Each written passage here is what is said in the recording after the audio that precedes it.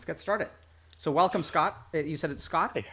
Yeah, Scott's good. Yeah. Yeah, so Scott, tell me a little bit about, what what's bringing you on stream today and how we can be helpful.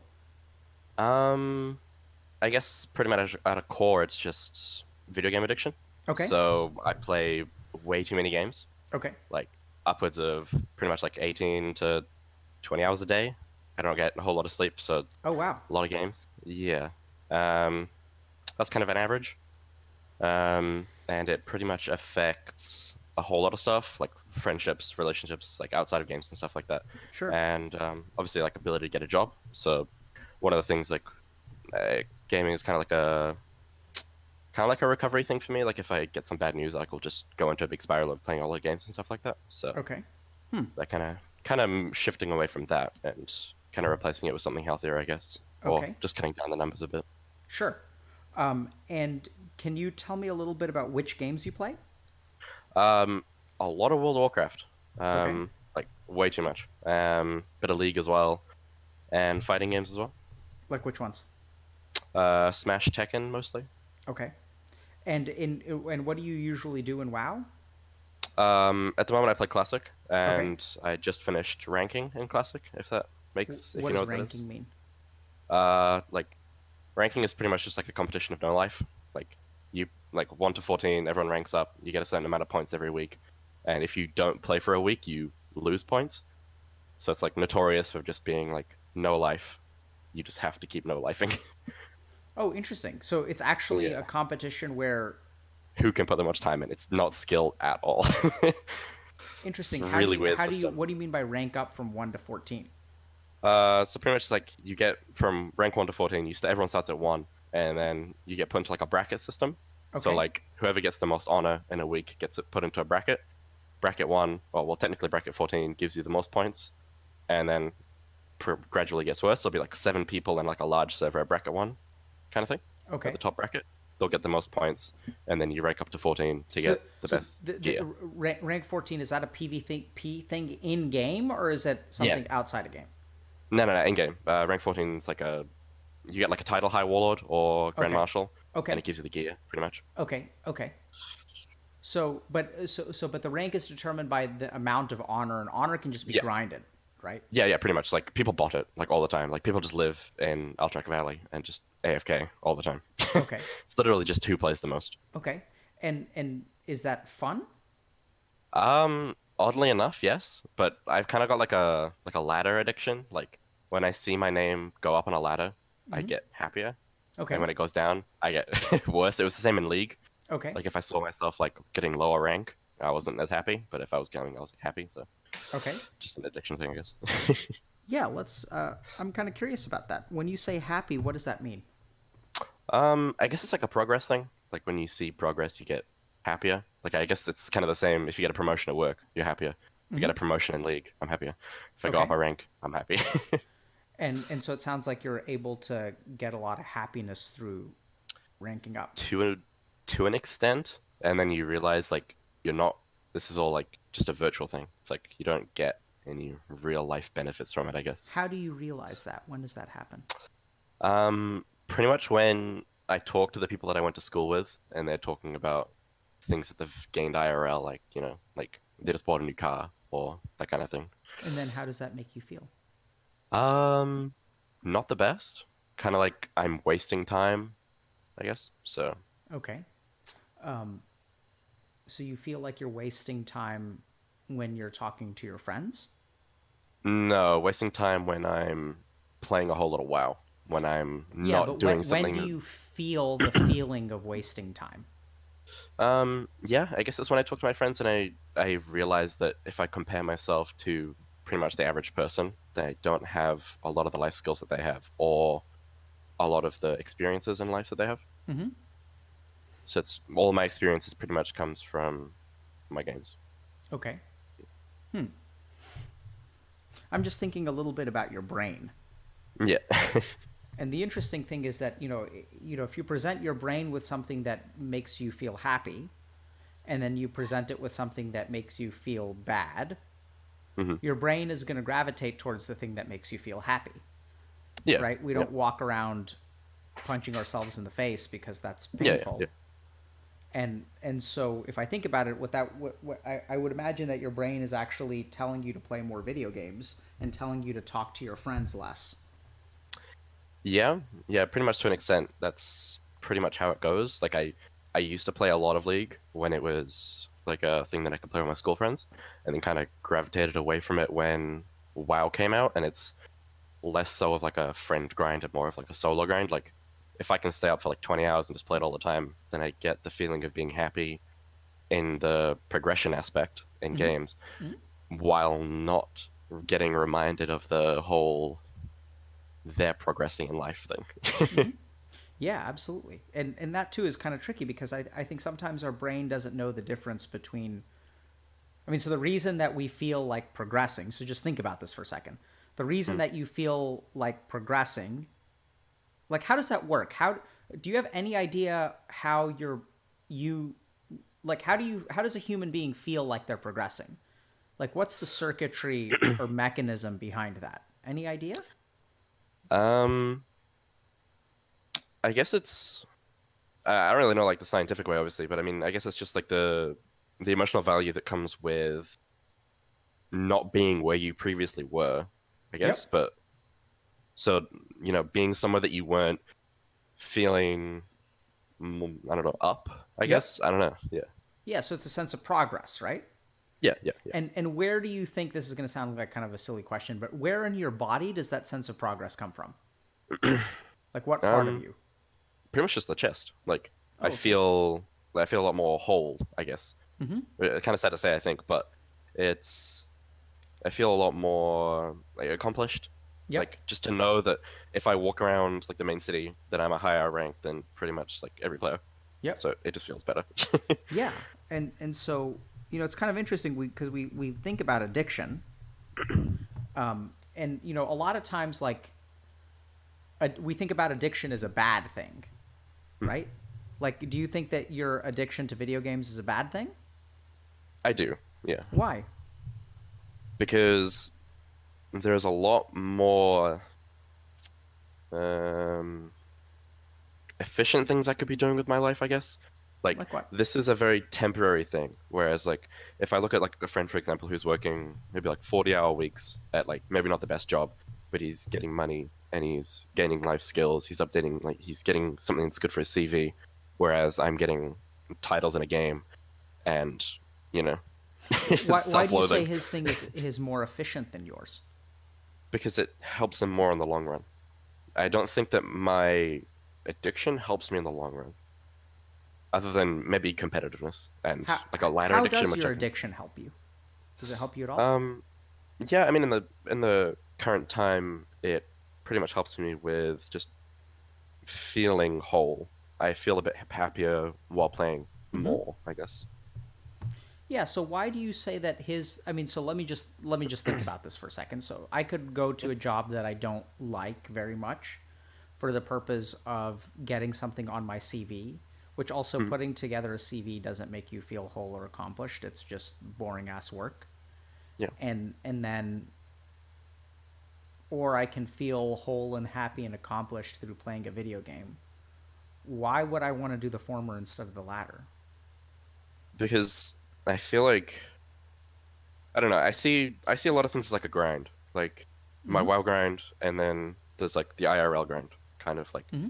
if you're working like a 9 to 5 job, Monday to Friday, you might not be in the happiest state, but it's the fact that you can know that it's maybe leading towards the right thing. Like Do you've got you a know that it's leading reference. towards the right thing? Well, it updates a CV. It gives you maybe a good reference. If you do your best, then it can lead to the right thing if you do it the right way. Obviously, if I'm doing a job that I'm absolutely depressed doing and I have really bad work ethic, then it might not be a good thing. Mm-hmm. Do you have a job? But I don't. Why do you think that is? Because if I get rejection, I pretty much fall back to WoW or I fall back to games. Um, and the fear of rejection pretty much stops me from putting my CV out there and that kind of thing. And it just keeps me playing WoW. What do you mean by rejection? Um, Say if I go to a job interview, I think I did okay, and then I don't hear back anything. at all, then it's like you get that kind of sinking feeling that you thought you were doing well, but you're not. And then it's the kind of just like the kick back into the middle of the hole. Like you climb your way out to actually stomach it, to actually go to the interview with like a pretty bad social anxiety. So stomach it to actually get out of my house and go to the interview, do the interview, and then not getting a reply or anything like that. It's kind of just like a kick in the face, back to the hole, back to 20 hours a WoW day. Yeah, absolutely, man. I mean, so this is why I was kind of confused, because you say like, getting a job and working on your CV, it leads to something. But what I'm hearing from you is actually quite the opposite. I think what I'm hearing from you is that like trying to do something in the real world, actually, it's going to kick you back in the hole. Like that's what you know. The thing is, I feel like if I put more into it, it might not kick me back in the hole. If I was able to, Really? I I mean, mean, it sounds like you to an put a lot extent. into it. It sounds like you really have a lot. Like you have these feelings of rejection and fear of rejection. Sounds like you kind of feel socially anxious, and it actually you're putting a lot into it every time you go out for a job interview. I feel that's the thing though. I feel like I could be doing it more. Like that's where I think the addiction comes into place, because I know that I could be doing it more, but it's just the You constant could be like doing what more? putting more effort into finding a job, or putting more effort into that kind of thing. I mean, I think that makes sense theoretically. But Hmm. what I'm hearing from you is like, let's just think about this for a second. Let's think about your brain, right? Yep. So like your brain, you like overcome a lot of these like social anxieties and fears of rejection, and then you go out into the world and you apply for a job, and what happens? Don't get anything. Like no response. And So the then next time you apply for a job, so you've been rejected one more time, right? So what happens to the fear of your rejection every time you get rejected? theoretically, I guess it feels like the social anxiety and things like that get easier, but I don't know. No, It no, doesn't. forget about theoretically. Oh, no. Let's talk about you. What happens to your fear of rejection every time you get rejected? Gets larger. Like Absolutely. Right? So yeah, let's think about this. Because I don't think it gets easier. I think let's trust you. Let's forget about theory, okay? Because theory leads us to stupid answers. yeah. Let's trust you. So like if I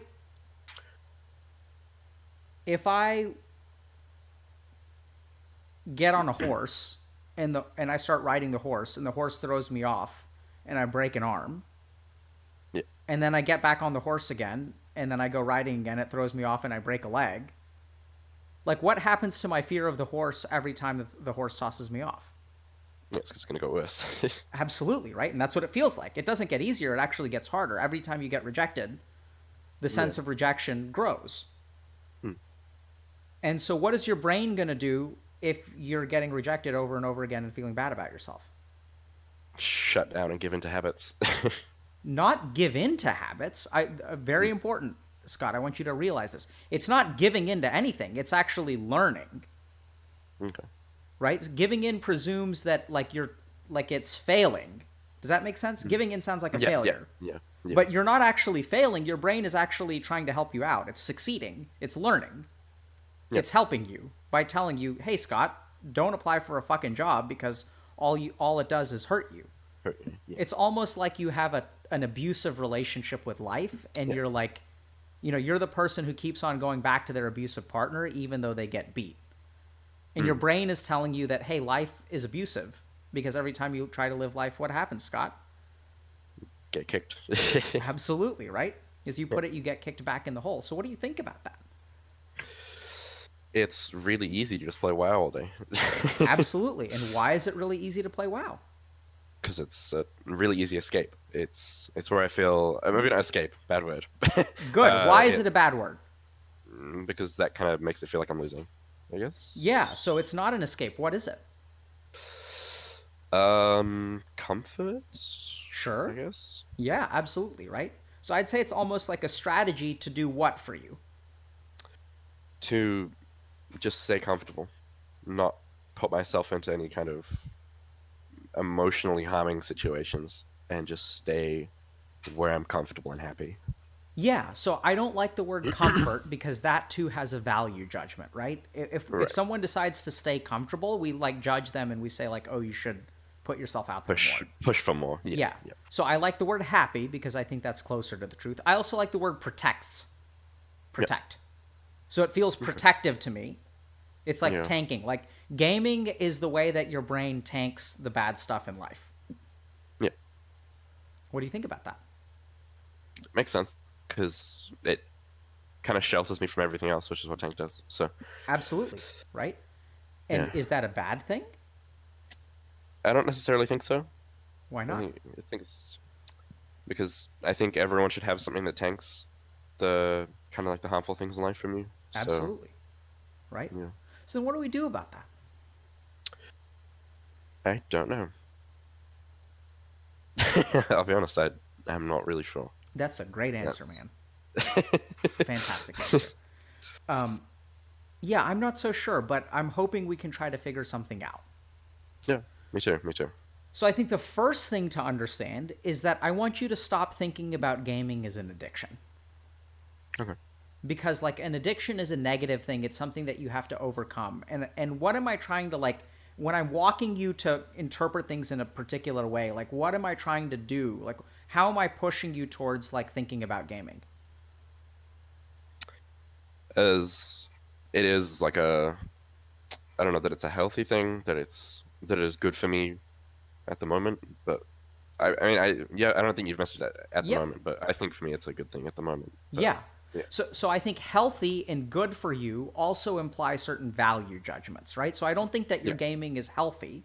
I think it is protective. Protective, yeah. Right? So I think that a lot of the stuff that you said in terms of sort of being behind in life and stuff like that, I think all that stuff makes sense. I think you should play less than 18 to 20 hours of WoW a day. Yeah. And I also think that you don't play just because you're addicted. I think you play because your brain has two options. It's kind of like we can do this one thing that leads to uncertain like progress, which is like apply for a job and work on our CV because you say that you know that's going to make your future better. I don't think your brain understands that. And I don't think that that's fair because what has your CV done for you, Scott? Yeah, pretty much nothing. Right? So then here's the thing. Your brain is smart. Your brain is working for you. And so your brain is like, Scott, why the fuck are we working on this CV? It's never gotten you anything. Instead, we've got this other thing that gives you happiness, accomplishment, and feeling whole. Like, why would you ever want to work on your CV when you can get all of those things here and all your CV ever gets you is... more sadness. Exactly. Yeah. So it's not an addiction. It's actually a protective mechanism. What was that? It was a big sigh. What do you think? Yeah, just like a realization thing, because it does make sense. Like, because it's like I feel like a lot of people aren't necessarily happy with their jobs, but they do it because they know that they have to. And like, I'm in a pretty fortunate situation where I don't really necessarily need income right now, so I feel like I'm lucky, but I feel like I could be doing better, which is the sigh, I think. But it's just a realization sigh, I guess. Yeah, that you could be doing better. What does that mean? I mean, I could be living independently. I could be getting income, buying the things that I want, that kind of thing, I guess. Sure. You could be doing better. How does your brain feel about that?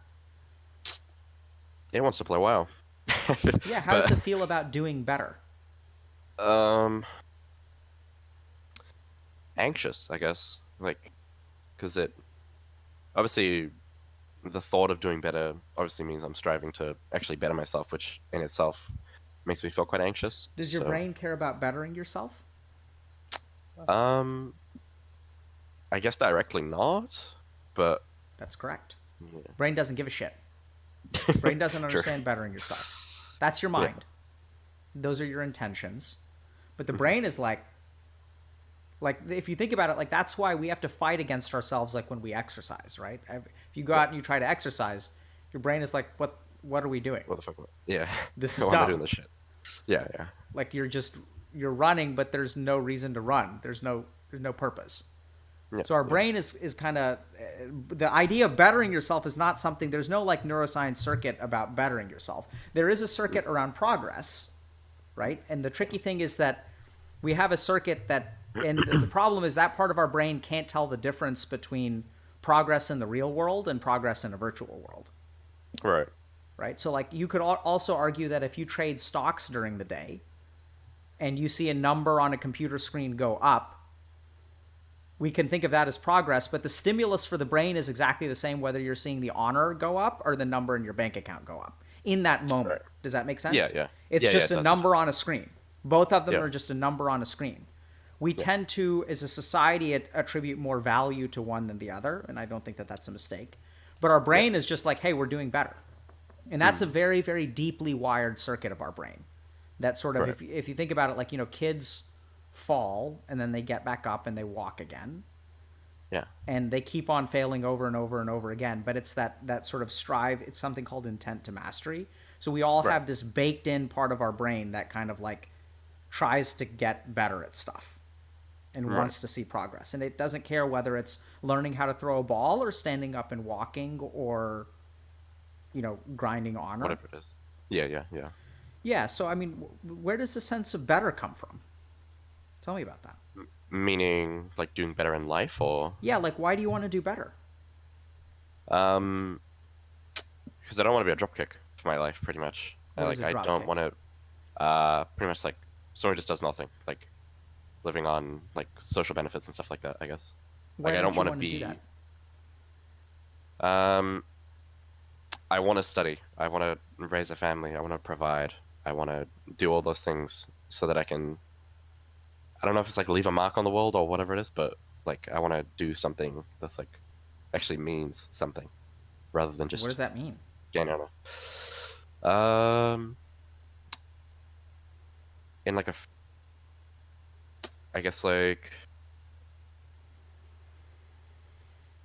to provide like I don't know. I want there to be someone who actually understood like this person did something in life. I don't know why that is. I don't know if that's like a deeply lodged thing in people's brains, but it's something that I want to do. I want to like have my kids know that they had like a dad who cared for them and wanted to do something with his life and like actually wanted to do things. I guess So what is it that you want? Can you say that again? to have people be proud of me. I guess that kind of thing. Yeah.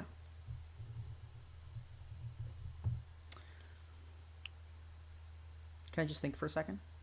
Yeah, of course.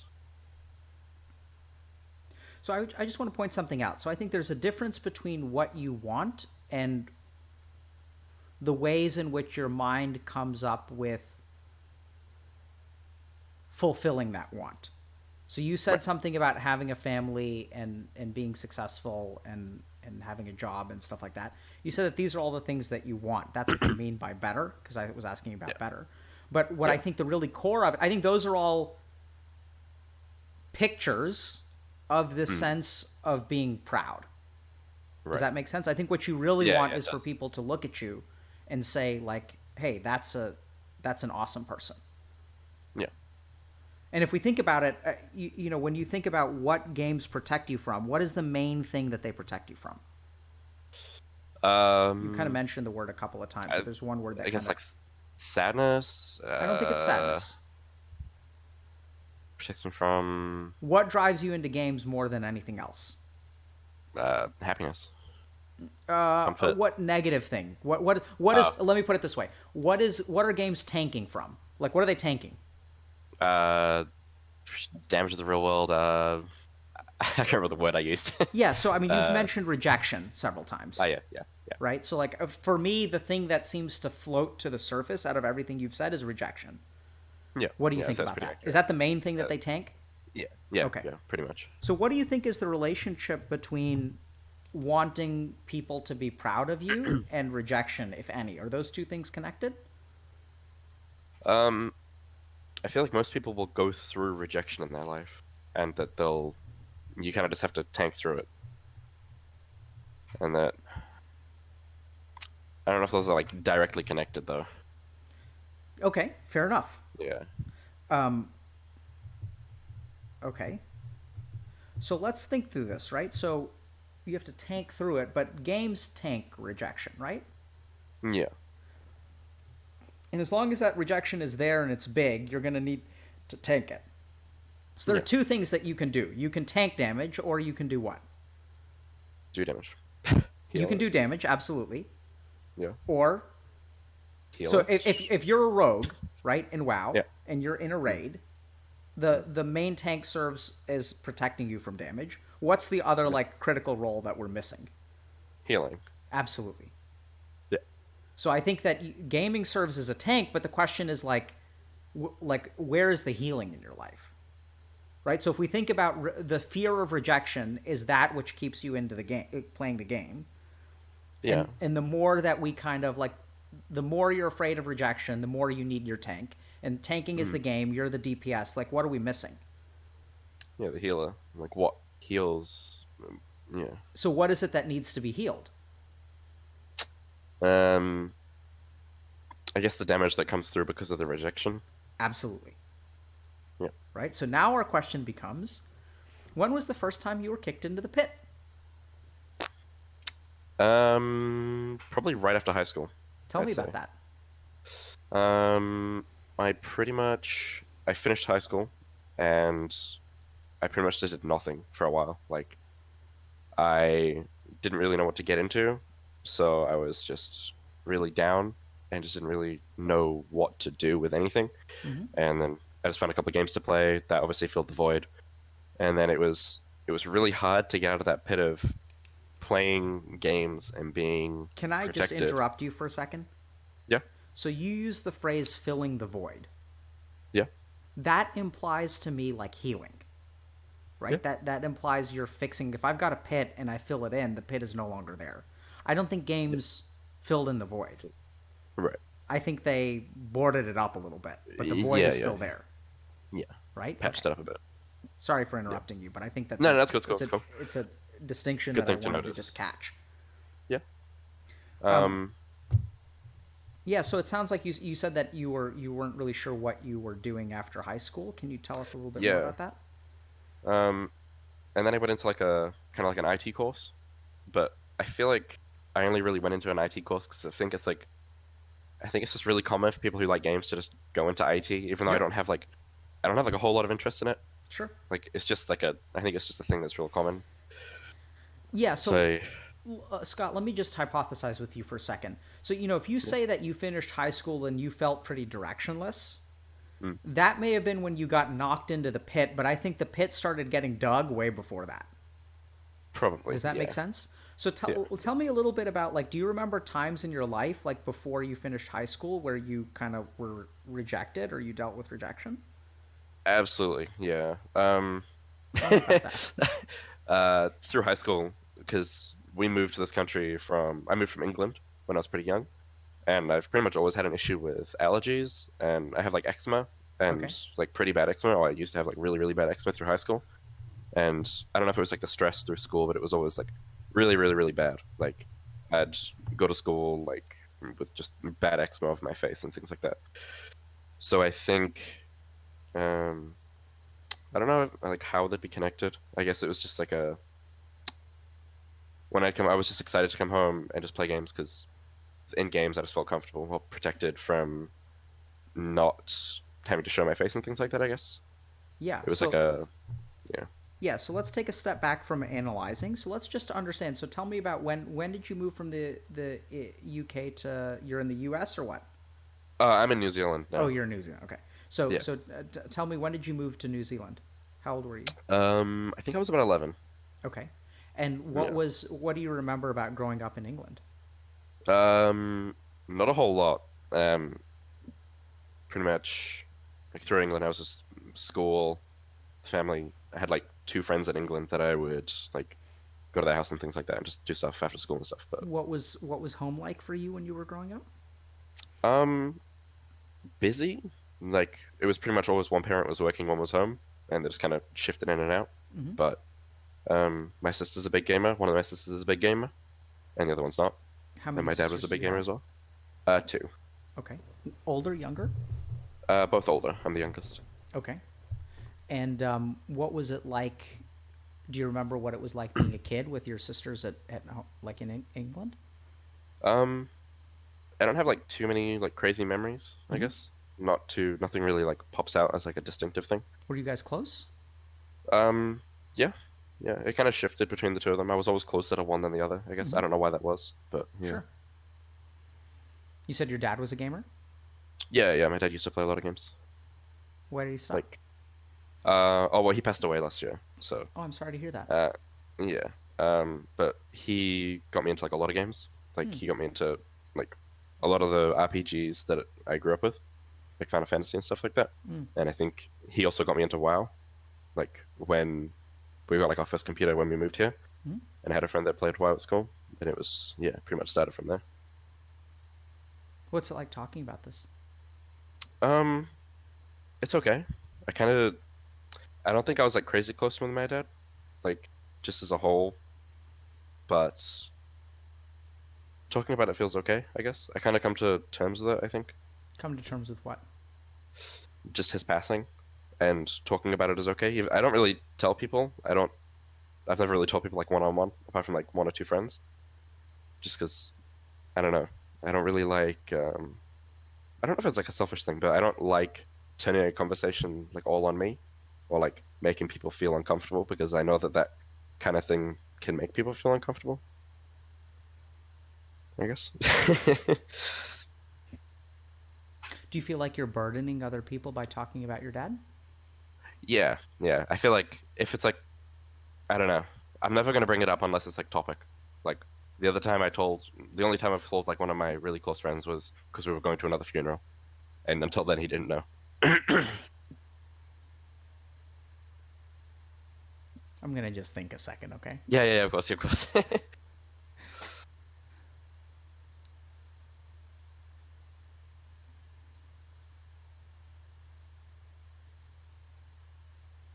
What's wrong with burdening other people? Um, I guess I don't want to unnecessarily cause like I don't want to say like unhappiness, but I don't want to like unnecessarily like shift a mood of like a room or something like that. So unless it's like a topical thing, I don't really want to just bring it up. Um, I don't know. I feel like it can like if everyone's just having a good mood or like everyone's just like completely content or anything like that, I don't feel a need to bring it up, I guess. Do you miss your dad? Um, yeah, from Were time you, to time. were you guys It's not like close? a not particularly. We had like a lot of arguments when I was young because he was one of the people that like really strove me to like kind of get a job and things like that. But I obviously I miss him, but it's not like yeah, Hmm. I don't know.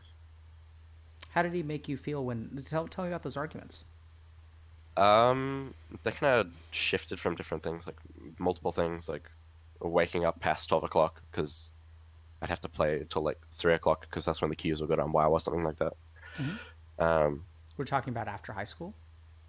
oh no, that was recent. That was like pretty much a couple of months before I passed, I guess. Okay. Um, and then after high school, it was kind of just get a job, no, get a job, no, kind of thing, I guess. Hmm. Oh, I'm trying, and then it was get a job. I'm trying, kind of What thing, were I things guess. like between you and him during high school? For the most part, they were okay.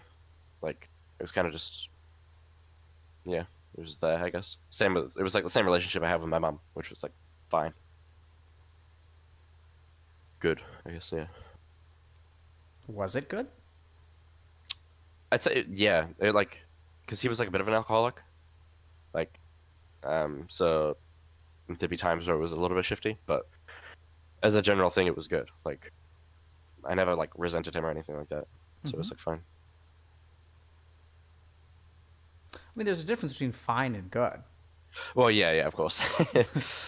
So what uh, I'm hearing from you is that it was okay. yeah, yeah, pretty much it was okay. Like it sounds bad to say tolerate, but it's like kind of one of the words that pops up, I guess. Yeah. What were you But tolerating? um, just the fact that he would come home drunk and it would be really uncomfortable. Like I'm not very good around drunk people, but I think that might stem from that. But I don't know. I mean, how old were you when he would come home drunk? Pretty much all the way from like 14 to like 21. Okay. Do you know any 14-year-olds that are quote unquote good at handling drunk people? I guess not. I guess it's not really something that you can just pick up as a skill. Yeah, I mean, I'm sorry, did they not teach that to you along with history and I dinosaurs? guess not. I must have missed the class. Yeah. Damn. So, so you said 14. What changed when you were 14? Why did he start coming home drunk then? I guess that's just kind of like an early recollection. But I guess he would probably come home around like 11 o'clock, and I'd probably be in bed before that, before I was 14. So I guess Okay. that's kind of just like early recollection. Would you say that you were happy growing up in England? Um, Content. I don't really have like too many memories of England, I guess. Sure. It's kind of What just, about New it's kind of Zealand? here like merges together, kind of a blur, I guess. Yeah, for me Too young too, to and remember. everyone Yeah. else. Yeah. Does anything in particular pop out in terms of memories? Do you have any strong memories from before you moved to New Zealand? I used to play like a lot of football, and like I used to be soccer. I used to be like quite good. So I guess I have memories of that. Sure. Um, How did it feel to be and good at football? yeah, I mean, I loved it. Like I've always been a very competitive person, so it's like I think that's why my I love games as well. Sure. But yeah, Do you still play football? not as much as I'd like to, but yeah, I'll like kick around with like my niece and stuff like that. Or you have a niece? Yes, older sister has two kids. How old are are your niece or nephew? Oldest niece, oldest is 7, I think, Hmm. and nephew is 2.5, I think. How's your relationship with them? Pretty good, honestly. My nephew, like, every time I see him, he's like screaming, he's happy. Same with niece, basically. What do they call you? Scatty. What? Like, Scatty. I don't know Scatty? why. Yeah. The reason I ask is because kids usually have weird names for, Yeah, yeah, family members. yeah. Um, yeah, interesting. Um, and so, what was life for you after you moved to New Zealand? Um, I don't really know. When did It your was kind eczema of start? pretty much as soon as I moved here, just because when you compare England to New Zealand, one of the biggest things you see in scenery is trees, and I have like real bad hay fever, so it got real bad. Like I get like really bad eyes, like my eyes get like really bloodshot and like puffy and stuff like that. Hmm. So I was always like real nervous going to school at first because What my were you allergies was like awful. What were you nervous about? Just like appearance, like because it would get really bad, eczema would get really bad, and then I just like wouldn't really want to go out because I felt like I looked like a puffy mess. Hmm. Um, I can sympathize with the feeling of puffy mess because I had eczema and I still have allergies. Ooh, it's not And very fun. everything's just swollen and Yeah, itchy. yeah, exactly. Yeah, puffy mess is actually a great way to describe it. And did people ever comment about your skin or your puffiness or? Not when I was like really new to England, like when I was in like primary school, like pretty much when I first moved here. Not really. I dealt with like a couple of cases of bullying through like maybe like 13, 14, and then again like early midway through high school. Can you tell me about 13, 14? Um, I guess it was kind of just doing schoolwork, football, and I don't know. Kind of bad with that kind of memory stuff, I guess. But What do you remember yeah. about being bullied or other things? Um, I just remember like a couple of moments of being bullied. Just like I remember like getting called like alien and stuff like that, which was yeah, pretty weird. But Why I did they don't call know. you alien? I don't know. I think I look weird eyes because of the allergies and stuff. Oh But wow. yeah, uh, I don't really have like too many recollections other than Hmm. that, though. Really. Sure. And then what about when you were a little bit older? Um,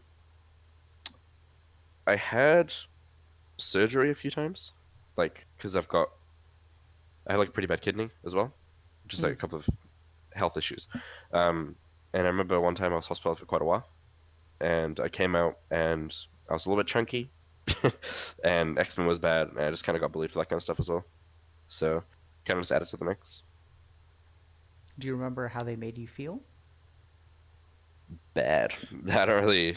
Yeah, I don't really remember like what they'd say and things like that, but Yeah, I'm I wondering definitely how. avoided like certain parts of the school because I knew people around there hang out that I didn't Sure. like. So, how can we add a little bit more color or depth to the way that they made you feel?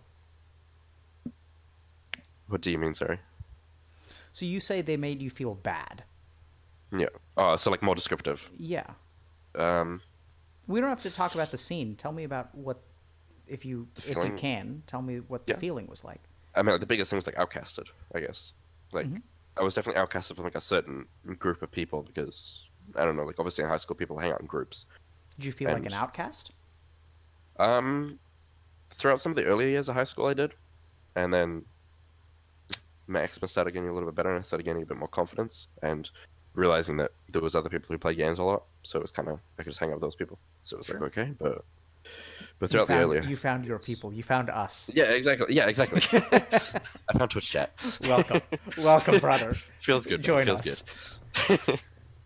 Yeah, I mean, I'm just Yeah. wondering, would you say that because I when I think about outcasted, Hmm. it's an interesting verb. It's not a verb that I hear very much. And Yeah. not to be a little bit too Freudian for you, but I wonder if rejected would be a similar word. Yeah, yeah, yeah, yeah. It would be some pretty much feels the same thing, I guess. Yeah, like What feels the same? just like the usage of the word, like outcasted, rejected. Like it's yeah, pretty much that's it. Let me ask you something. When you go to, let's say you apply for a job, when was the last time you applied for a job? Um, 3 weeks ago. Okay. And have you heard back? No. Is the feeling when you think about that or when I ask that question, even that no is not a regular no, right? It's like a No, no. no, no. The feeling that you have is that does it smell or taste like what you used to feel like when kids would comment about when they would call you an alien or Um, I feel like it's a little bit different because them denying me a job isn't like a hateful thing. Like I don't take it personally. sure. It's just like there was someone better or something else happened, which is like perfectly fine. Like Is that I how can come you to terms with feel? that. Yeah, like if I didn't get the job, it means someone else did, which means there was probably someone that was just more applicable or better, which is okay. But like the whole hateful comments and things like that was like a direct thing that was to me, so that Sure. they feel very different.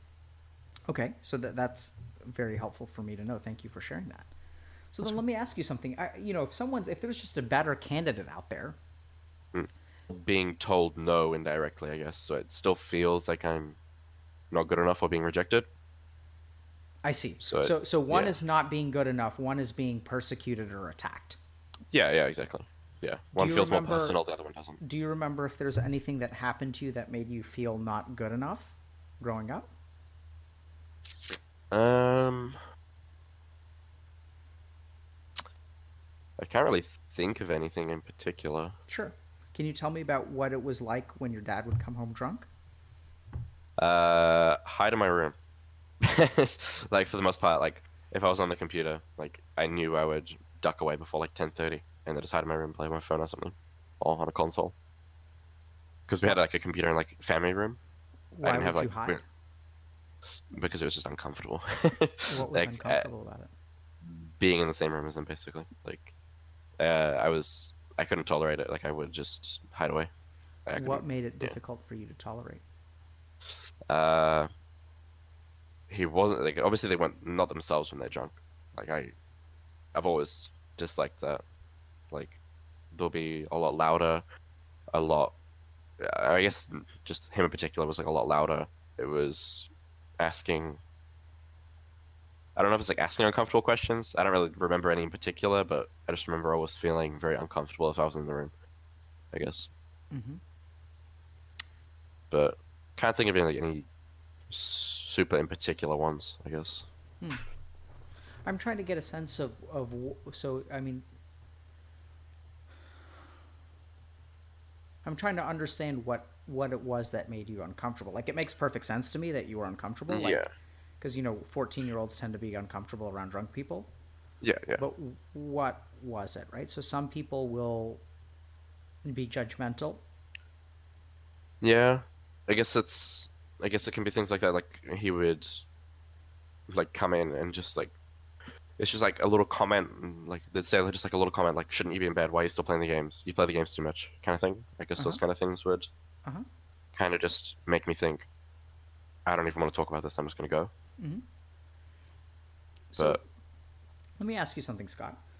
yeah, When someone comments something like that, how do you think that? So if I have, if I told my kid, shouldn't you be doing this? Shouldn't you be doing that? How do you yeah, think that what emotions do you think that my kid would be feeling if I asked those kinds of questions? it feels like you're not. I don't know, I want to say like accepting them from what they are or what they're Sure, doing, I guess. sure. Would you say that it would make them feel like they're not good enough? Yeah, yeah. Is that how your dad made you feel? Sometimes, yeah, yeah. Like, like when because he was like a big football player as well, or like Yeah. loved, like he was like big into me playing football as well. So like when I kind of stopped because Saturday obviously like big day on WoW usually, and like just fun to do stuff like with your school friends, play league with school friends and stuff like that. So like when I didn't want to go to like all the trainings and like all the matches, he wasn't particularly happy about that. I don't remember like a specific argument or anything about it, but I do remember like a bit of not supportiveness. That's not a word, but yeah. Yeah. So I mean, I like it when people use things that are not real words because I think that actually gets closer to an authentic feeling. Yeah, What yeah, that tells me is that you're feeling something that you don't have words to describe, but you're trying to create words to capture the feeling. yeah, yeah. So not supportiveness. So it sounds like there were kind of two things. One is so it sounds like your dad was pretty judgmental. I'd say so. Yeah, Yeah. And generally speaking, I think one of the effects of being judgmental is that you make people feel like they're not good enough. yeah, Does that make sense? yeah. It does. Yeah, Is that closer to the way that you feel in terms of when you apply to a job? Like we talked a little bit about bullying and persecuted. You said it doesn't yeah. quite feel the same. It feels a lot more closer to like direct bullying, I guess, because it's like the two things kind of correlate with not being good enough. Oh, interesting. So you're saying Hmm. that your dad, the flavor of the feeling that your dad evoked is actually similar to bullying. Oh no, it's more similar to denial of a job than Oh, it it's is more bullying. similar. Okay, so Sorry, yeah. yeah, I was because No, it sorry, I sounds really went similar, at that right? bad. Yeah, So have you watched our streams before? yeah, like pretty much all of them. Okay, so do you know what a sum scar is? I can't remember the descriptive word, but I kind of have it in my brain. Sure. What's in your brain? I get all of them kind of mixed up, Sure. like Samskar, Dharma, things like that. Yeah, no problem. So descriptive word's not my best. Okay, sure. Yeah. What am I digging for? You get the sense I'm digging? A little bit. What am I digging for? um, I'm not sure in particular. Um, like what it is exactly that you're digging for. Okay. But I can tell you're looking for something though. Yeah. But Yeah, so let me just be a little bit more transparent, oh, okay? root of the problem. Sure. Yeah. And what do you think about that? Do you think there is a root? I mean, I'd say so. It might be like a collective of things, but I'd say Yeah, what do like you think is in that collective? being denied at multiple things or like yeah, not being what's the word? Rejected at multiple things, I guess, Hmm. that have just led to a whole bunch of covering myself up with like patching myself up with like a bunch of like games and stuff like that, I Sure. guess. Is there any rejection that you felt that is particularly painful? Um, I don't really think so. I don't think there was like one in particular that like, you know, broke everything. Yep, But I'm yeah, getting that sense as well. yeah, So, sometimes when I talk to people, we find sort of like a root of a problem and we're able to yeah, kind of like notice it and evoke it. And then yeah. oftentimes they have a very like emotional response on stream. Is that something that you're looking for, hoping for? Not really. I more so just want to understand, Sure. I think. So Like I don't what I'm getting the sense is that just like you said, I don't think you have one thing. hmm, I think you've got a lot of little things. yeah. And if we think a little bit about tanking versus healing, I think you've got a couple of things let me just think about this for a second. So I think there are a couple of things going on. So the first is that gaming is sort of the boards above the pit, Yeah. right? But the pit got there somehow to begin with.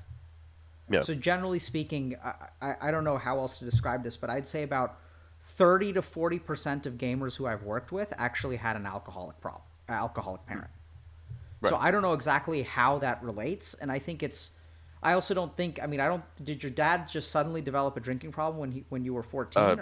No, it's pretty much always done it. Like I remember like situations of him like going to the bar like when I was in England and stuff like that. Yeah. So I think something changes in terms of when you have a parent who's an alcoholic and the way that they relate to their children. And something Right. about the way that they relate to their kids makes children less confident. And now Yeah. I'm going to sort of try to explain kind of academically. Yeah. So, or let me actually ask you this: how does a child become confident? Kind of big question, I guess. Sure. So don't answer theoretically. Just start saying whatever comes to your mind. You're gonna have a lot of wrong answers, but I'm sure you know the right answer, and we'll get you there. I'd say just like building confidence within like success. Like if I was successful at school, I'd have more confidence. Like Sure. if So those two things go on. I like the phrase building. Yep. And the interesting thing is I don't think it just comes from success. Right? So Right. how does so let me put it to you this way. Like in a weird way, let me just think about how to ask this.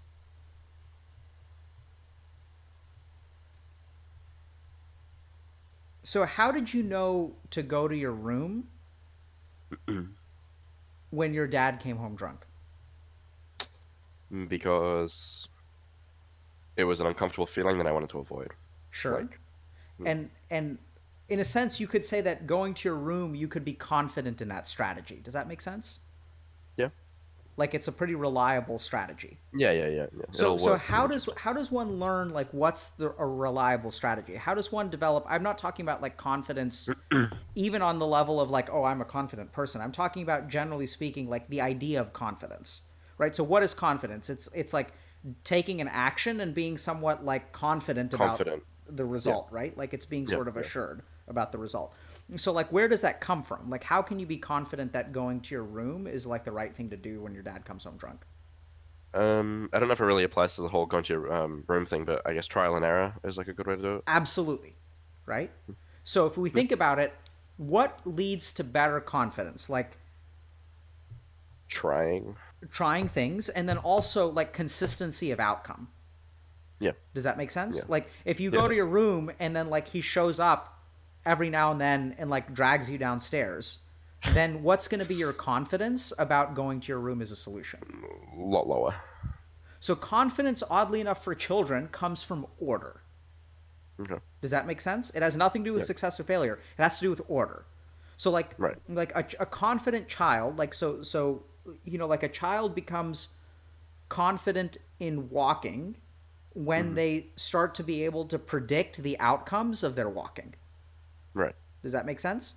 And they Yeah, it also does. like have confidence in parents because until they walk, like if they know if I hold hands, then I can be confident that I walk because I'm unstable on my own.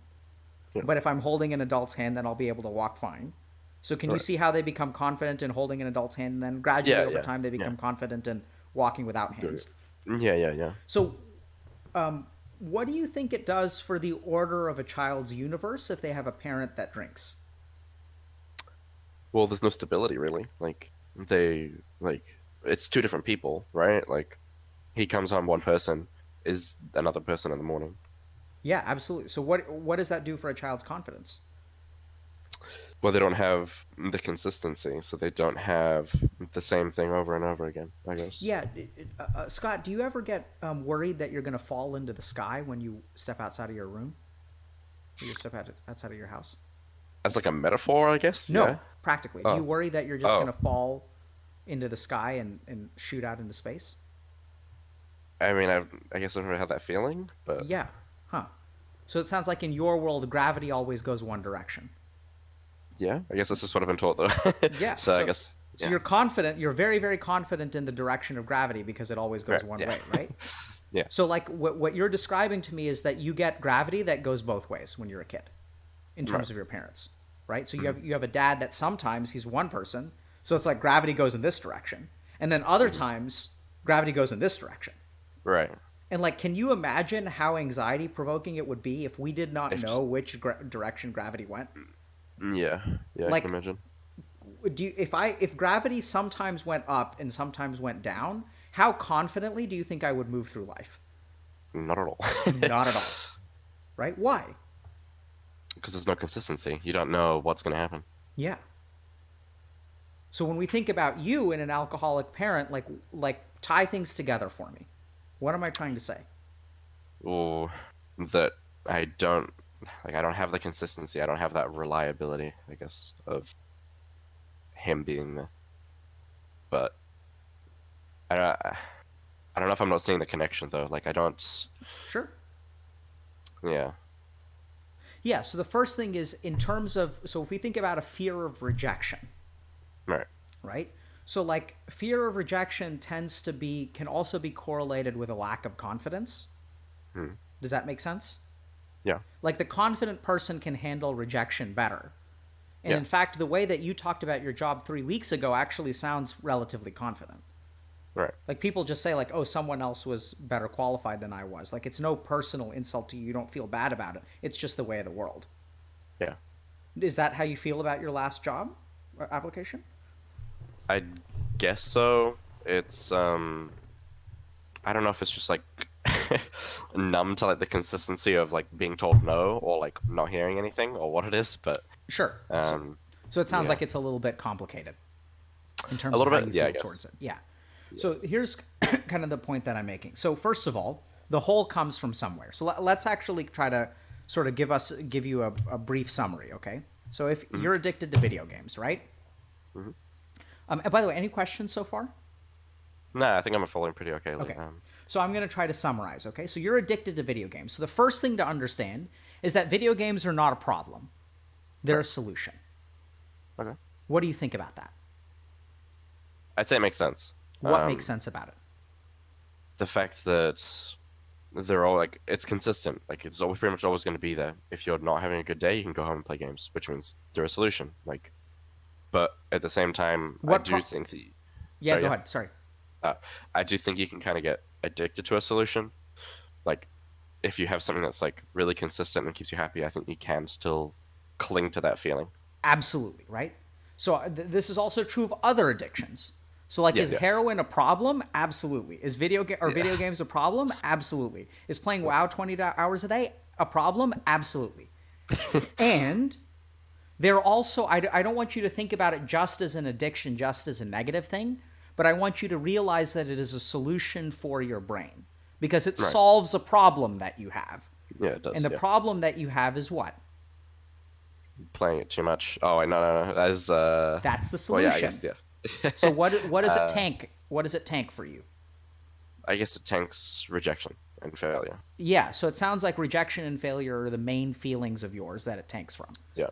So now we kind of go to, so the first thing that I just want everyone to understand is that gaming is adaptive and protective and is actually a solution to another problem. Now that solution can become maladaptive.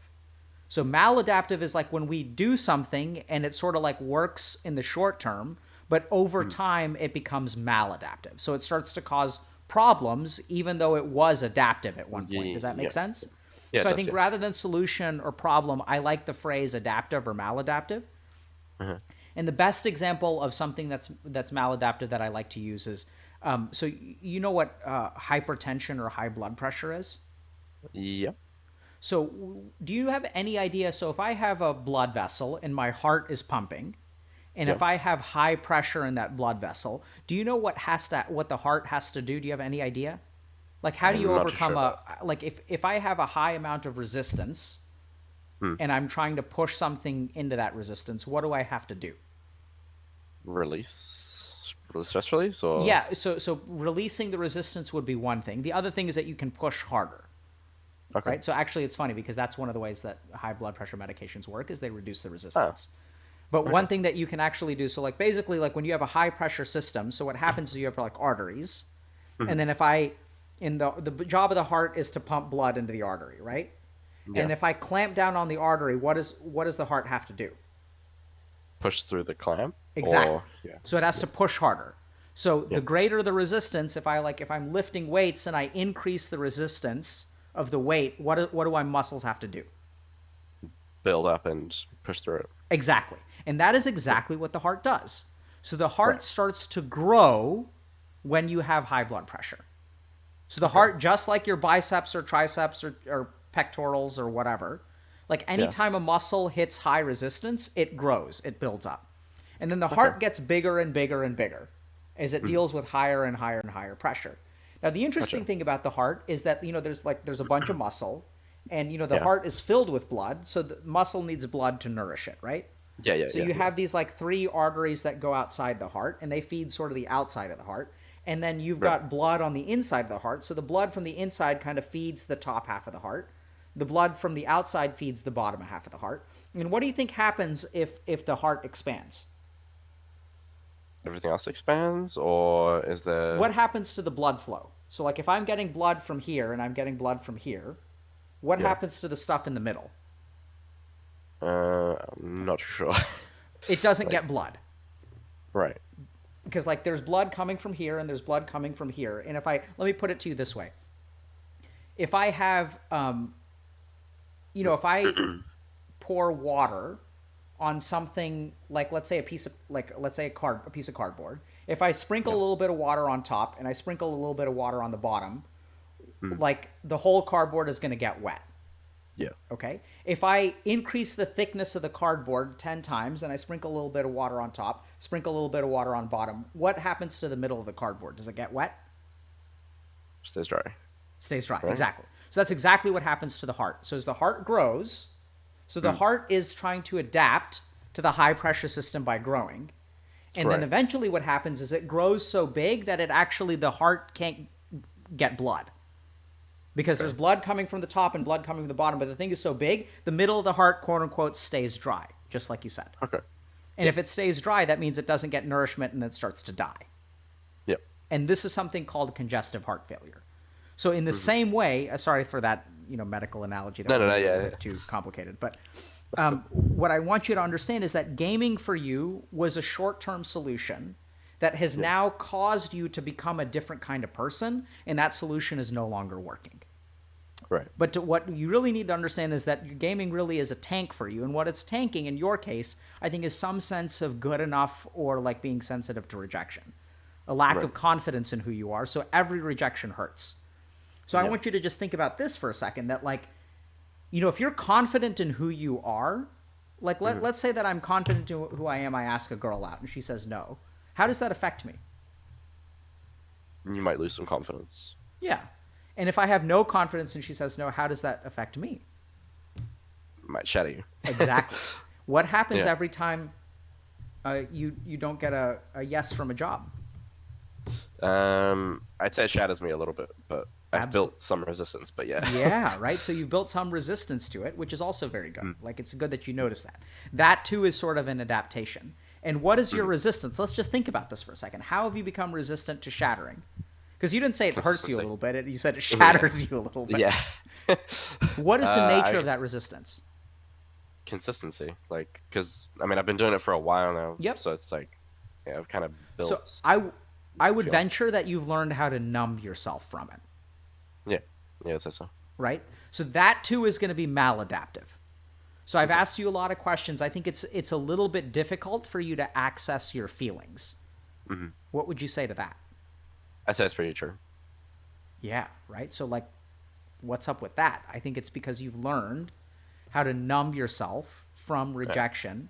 Because my sense is that inside the trap door of your subconscious, there is a whole pile of, like, feeling like a shitty human being. Yeah, I'd say so. And where is that sensation throughout the day? Hiding behind the bridge that is games. Absolutely. Beautifully put, right? So that, too, is like when I ask you some of kind of these exploratory questions, like it's, you're kind of like, I'm getting shades of gray, but I'm not getting a whole lot of color. Like you would say, like, okay, how did your dad make you feel? Like you say uncomfortable. Like, that's, I completely agree that he made you feel uncomfortable, but uncomfortable very is sort of like a descriptive. shallow term. It's not like a, Yeah, did it's not he a make you, direct thing. yeah, so did he make you feel ashamed? Did he make you, were you frightened of him? Were you Right. angry with him? There are all those kinds of things that kind of fall under uncomfortable. Yeah. So kind of just going back to our analogy. So like I think gaming is adaptive, right? So it Mm. tanks. So this is Yeah. the floorboards over the pit. And then that pit comes from somewhere. So in your case, I'm not sure exactly where it comes from, but so we sort of hypothesized maybe it comes from bullying. It sounds like it doesn't come from bullying. It sounds like the feeling that is closer is actually the feeling that like something around the way that your dad made you uncomfortable. Right. Is that fair or not really? I'd say in a way, but I'm not really 100% certain, which is Sure. So one of the yeah. yeah, one of the what? I think one of the primary reasons that I really wanted to come on here and talk to you was pretty much so I can get a bit more understanding of that, so I can kind of at least get a little bit more knowledge on what it might be, I Yep. guess. So I think I'm But, not sure if it's partially your dad or other things, and we can give this another shot. Okay, like mhm, we can continue talking after my summary. But the first thing is yeah, that gaming is adaptive, and mhm, is actually a solution. The second thing is that it protects you from the pit, but the pit was dug somewhere else. We yeah, haven't quite been able to figure out. Sounds like it's not bullying. Maybe it has something to do with your dad. Maybe not. And yeah, that ultimately your solution is going to be twofold. One is to try to fill in the pit, because if you can deal with that underlying sense of rejection mhm, or that lack of confidence, and that too, your yeah, lack of confidence may come from the disorder of your childhood. right, Because like that kid, like when you just don't know, like it's really hard to have, I mean, just think about this for a second. Like, how difficult is it for a child who has like Dr. Jekyll or Mr. Hyde for a parent? I'm not familiar with the two people. Okay, I'm sorry. never mind. So boomer reference. So Okay. let me put it this way: like, like who's another good example of someone who's got like, yeah, I'm trying to think of it because Clark Kent and Superman is not really a good example, but um, who's a good Twitch chat? Help me out. Hold on, I'm gonna turn on Twitch chat. See what we got. Two Face, Two Face. Hulk, So yeah, no Hulk. Yeah.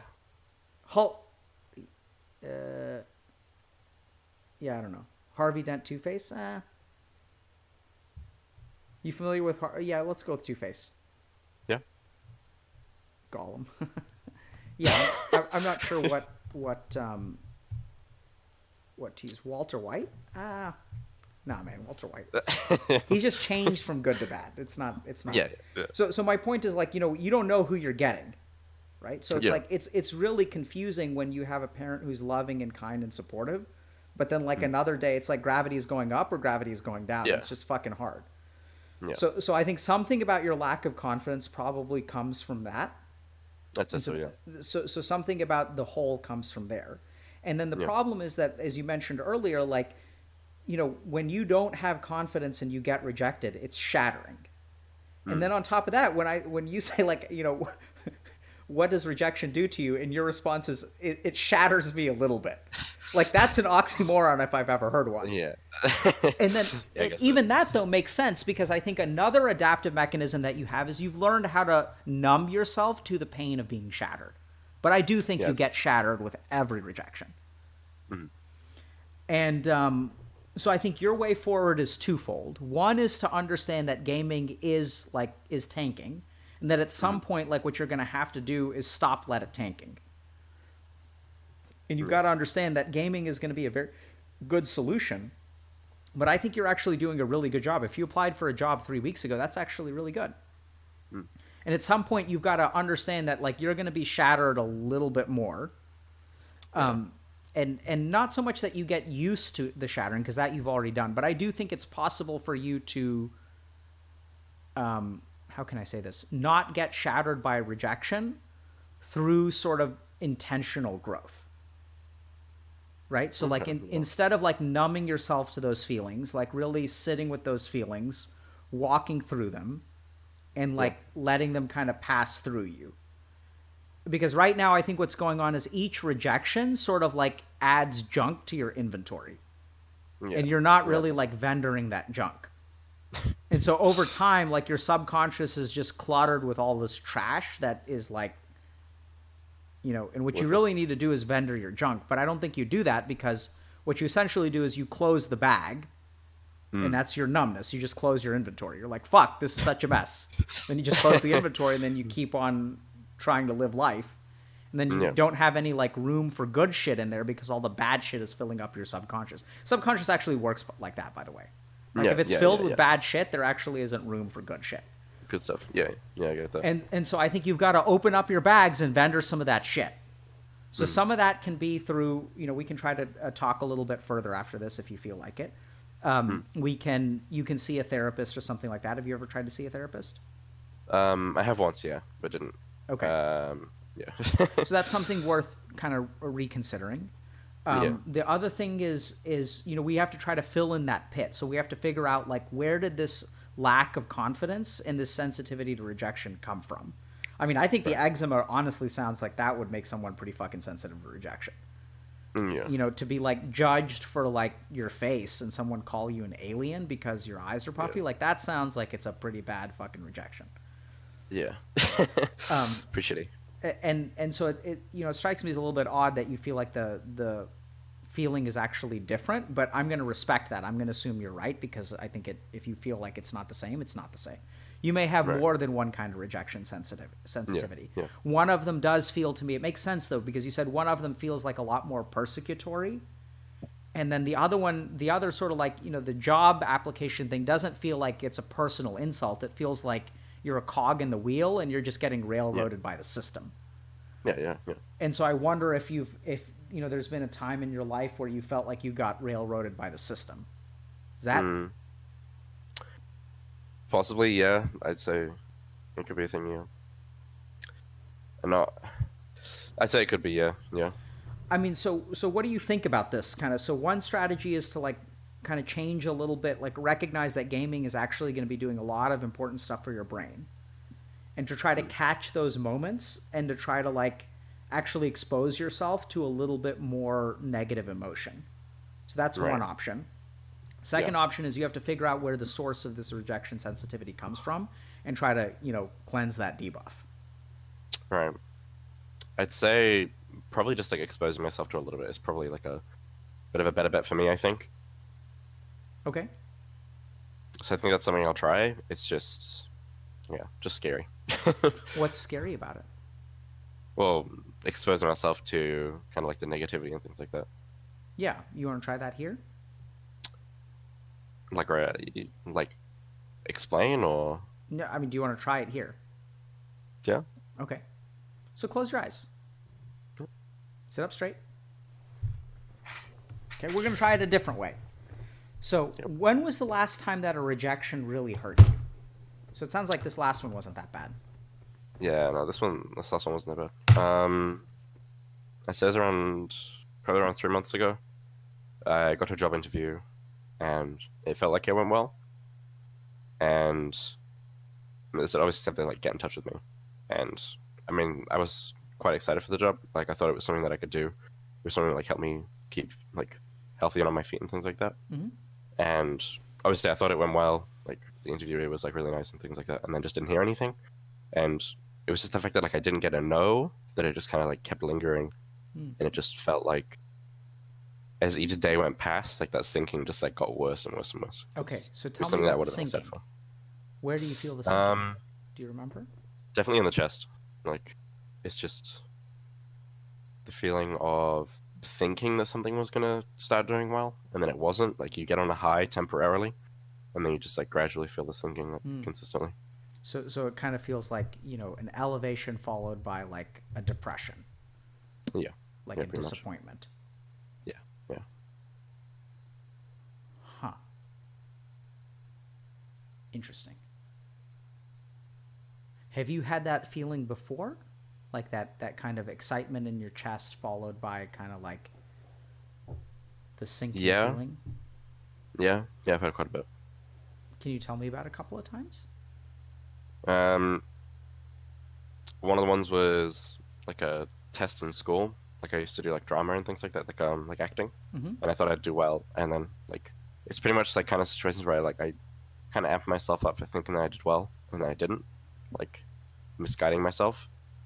And then another situation was pretty much similar to the last job one, where I thought I did really well, and then ended up like I actually got a call for that one, and thought they were just gonna say, yeah, you can start on like Tuesday or whatever, and they were just like, no, we've gone with someone Mm. else. Like like remember like the shatter, like the feeling of just like nothing. Good. Oh, okay. What did the shatter feel like? uh, Pretty much just like a quick sudden sink, like in movies when they just like fall through water, Yeah. like pretty much like that. Why are you laughing? I don't know. I think it's like a coping mechanism that I have. What are you feeling right now? I don't think it's like embarrassment. It's just it is a little bit uncomfortable like talking about this stuff, but I think Where do you that's feel why I the want to push for discomfort? it. I'm not really sure. I Good. think it's kind of yeah So everywhere. just focus. So tell me what it feels like. It just feels quite shallow in my chest. Like Like can't it's really tell where like the surface is. It just quite feels like a little bit empty. I don't know. okay. I want you to just focus in on that feeling. The shallowness of your chest, the emptiness of your chest.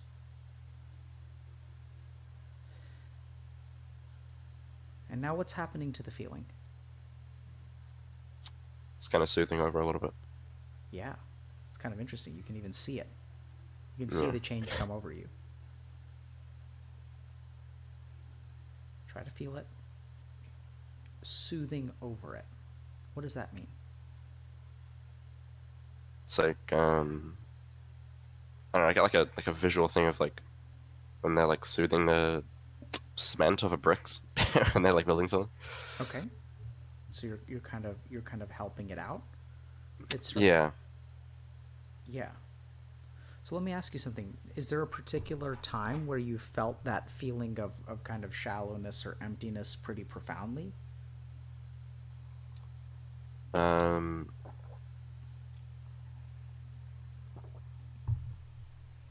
Can't think of like any other like really specific situations. Okay. How did you feel when your dad passed away? Um. Yeah. My Yeah. I definitely felt the big sink.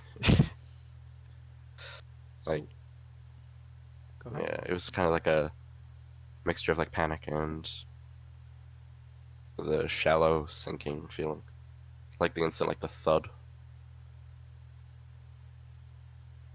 What what about that situation? What was it? Were there thoughts that came with the shallow sinking feeling and the thud? Yeah, because my mom gave me the call and I could just like hear like the distress, and it just hit like I can't really capture the feeling of the moment, but It's okay. yeah, just like a big sink.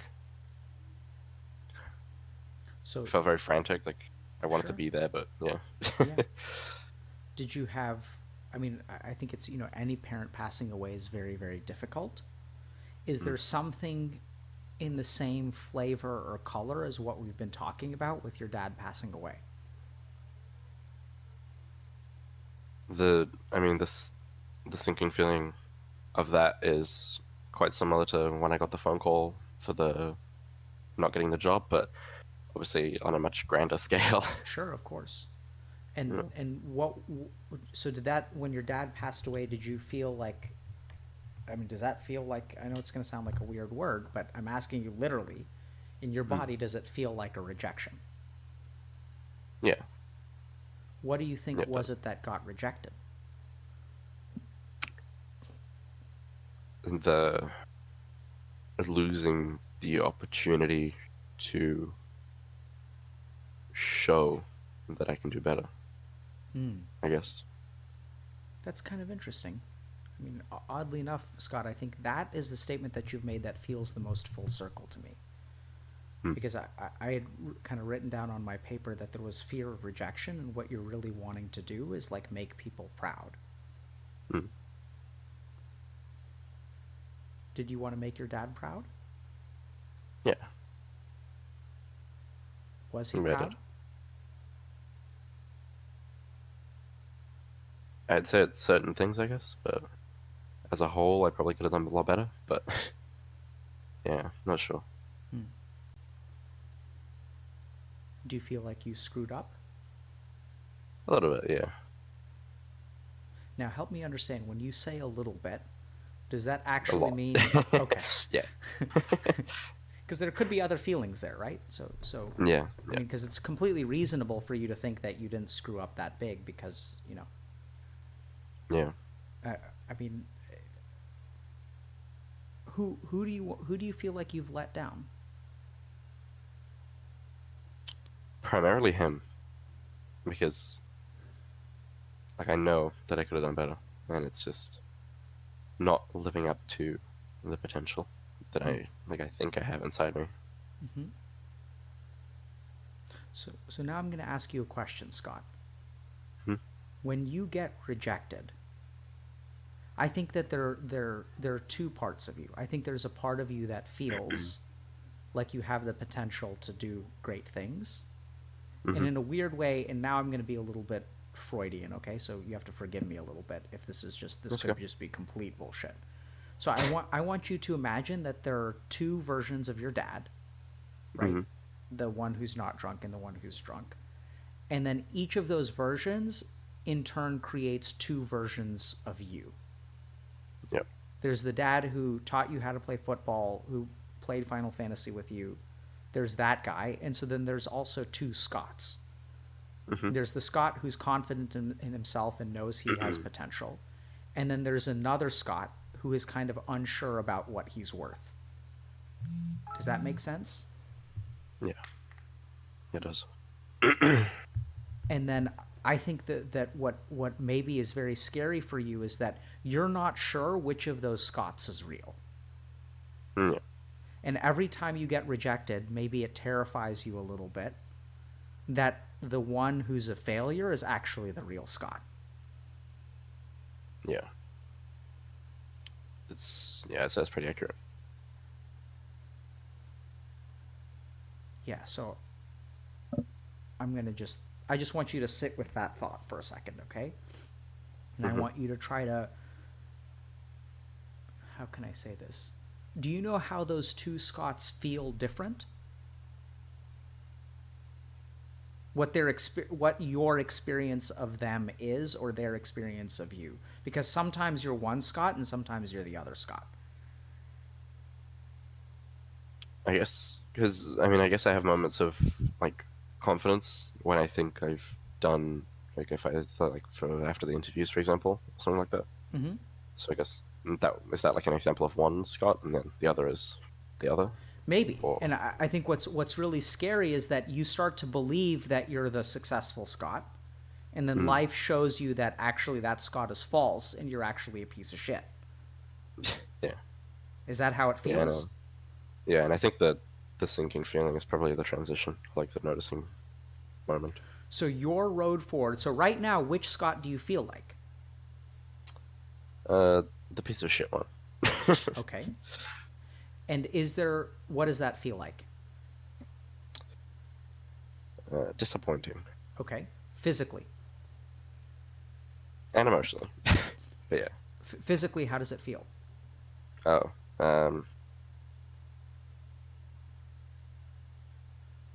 not good. Um, like I don't know how to explain it physically, I guess. Is it something that you feel in a part of your body or your entire body? Pretty much the entire body. I don't think it resides in one place. It's pervasive, right? Yeah, I yeah. want you to breathe into your body. And then exhale.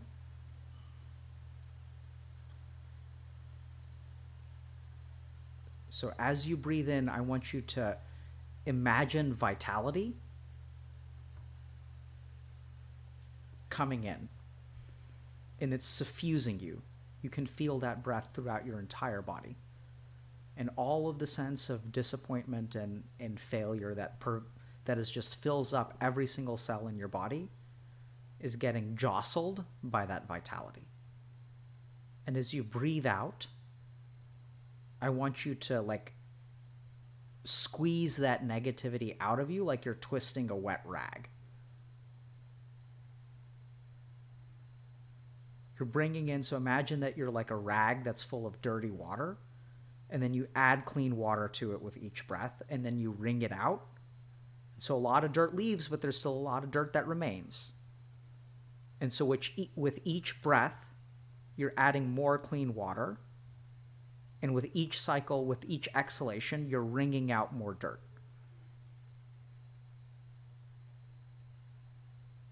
Good. Now transition to the nose. It's a bit hard for my nose. Okay, then go ahead and stick with your mouth then.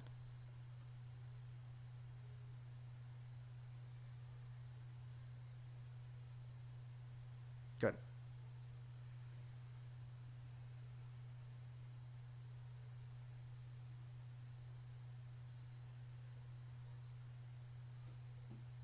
What are you feeling? Cleaner. Good.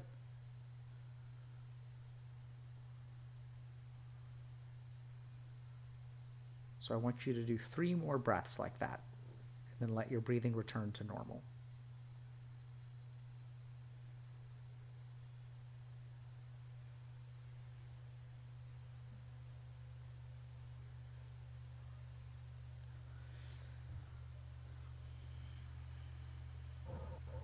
Good. And now, Scott, I want you to listen. So I want you to understand that successful Scott and failure Scott are both false. That fundamentally, you're not dirty water and you're not clean water. That's like successful Scott and failure Scott. What you actually are is the rag. That's the real you. And in order for you to really move past this, what you really need to let go is not just the sense of disappointment. The sense of disappointment is something that you buy yourself when you have the what? When I have the, I don't know, confidence or the... Absolutely. As bizarre as that sounds. Right? So this is the really, really tricky thing, is that when you have the expectation or hope or confidence for success, that's like the casting bar for the actual spell of disappointment. Mm-hmm. You're building it up with the confidence, and then when your spell cast finishes, you're going to launch that fireball or frostbolt or whatever, right? And so what you really need to do is take a step back from both of those things and just try to be like, so take a snapshot. Like, how do you feel right now?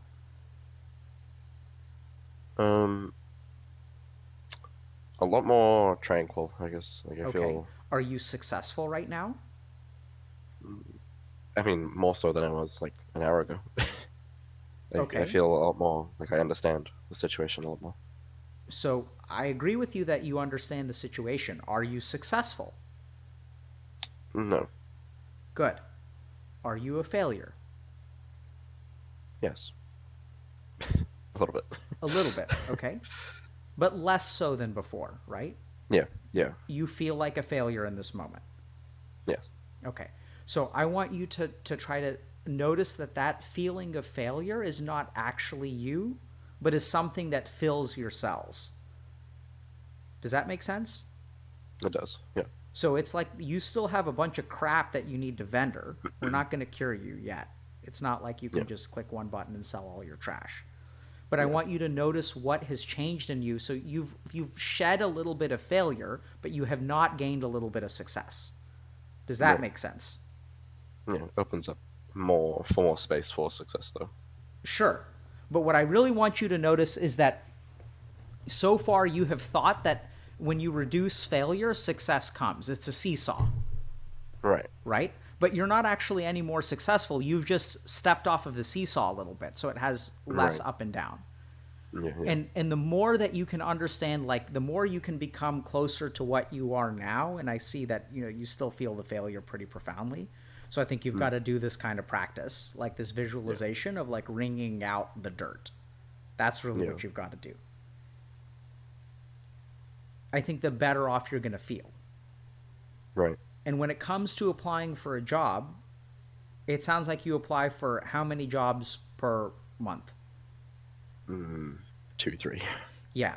So I think that this is where what you also need to do is each one of those, what happens is like you enter the cycle of success or failure with each job that you apply to. Yeah, Does that make does that make sense? So yeah, it does. actually what you need to do is if you're going to apply for 3 jobs a month, so be it, but apply to them all at the same time. Okay. What do you think that's going to do? It's. I feel like if it does it all at once, it just. I don't know what like the actual feeling would be, but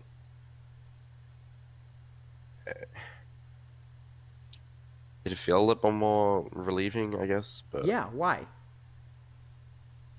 I don't know if it like gets it out of the way, or if I get the surge of So positivity, or what I yeah. hope it does for you is it depersonalizes the process. This Okay. is the other really, really, really big thing you need to do, Scott. You need to Mm, depersonalize this process of finding a job. Right now, your value as a human being is tied to a particular job outcome. Does that make mhm. sense? Your value as a Yeah. person is determined by whether you get the job or you don't get the job. Right. As you apply for more jobs in a shorter period of time, you become uncoupled from the job process. Right. So practically, I think it'll be better for you to apply to more jobs faster. Okay. Now Yeah, I tell me can see that. what's happening to the shallowness or emptiness in your chest. How's that doing? It feels pretty patched up, or like well, soothed over, I guess. Okay. Now, good. So I think you just did a little bit. You just cast a flash heal. Yeah. You can open your eyes whenever you're ready. Good. I'm glad you're feeling a little bit better. Yeah. Has this been helpful? Not helpful? Yeah, yeah, It's for okay. sure. When you Yeah, say no, for sure. for sure, why? It gave me more realization of like the not necessarily the root of the problem, but like the cause, I guess, like the multiple things, and made me identify those a bit better, which What is good because I think I can learn from that or improve what from have that at you least. identified? That how to explain it?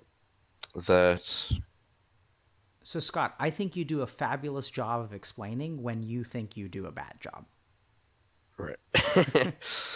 um that I understand like the what I actually feel about like success and things like that. I feel like I need to just do things rather than think about them more and wallow on them a bit. Yep. So Very I feel good. like that's one thing that what like games have helped a lot with. It's just it helps to wallow it out a bit, I guess, but It helps you what? like mellow it out. Sure. Yeah, I don't know. Words are hard. Yeah, they are. So I think that that's actually really good. So I think when you say mellowed out, so I think another way that I would describe that is like depersonalization, Yeah, right? yeah, yeah, So like you need to like I was saying earlier, remove yourself from the equation, and much like you're questing in WoW, like when you're doing Stranglethorn Vale, is that right? yep, When you're yeah. doing Stranglethorn Vale, like do you take one quest at a time and go out and do it? No, you grab multiple. Do them in the Why? area. It's more efficient.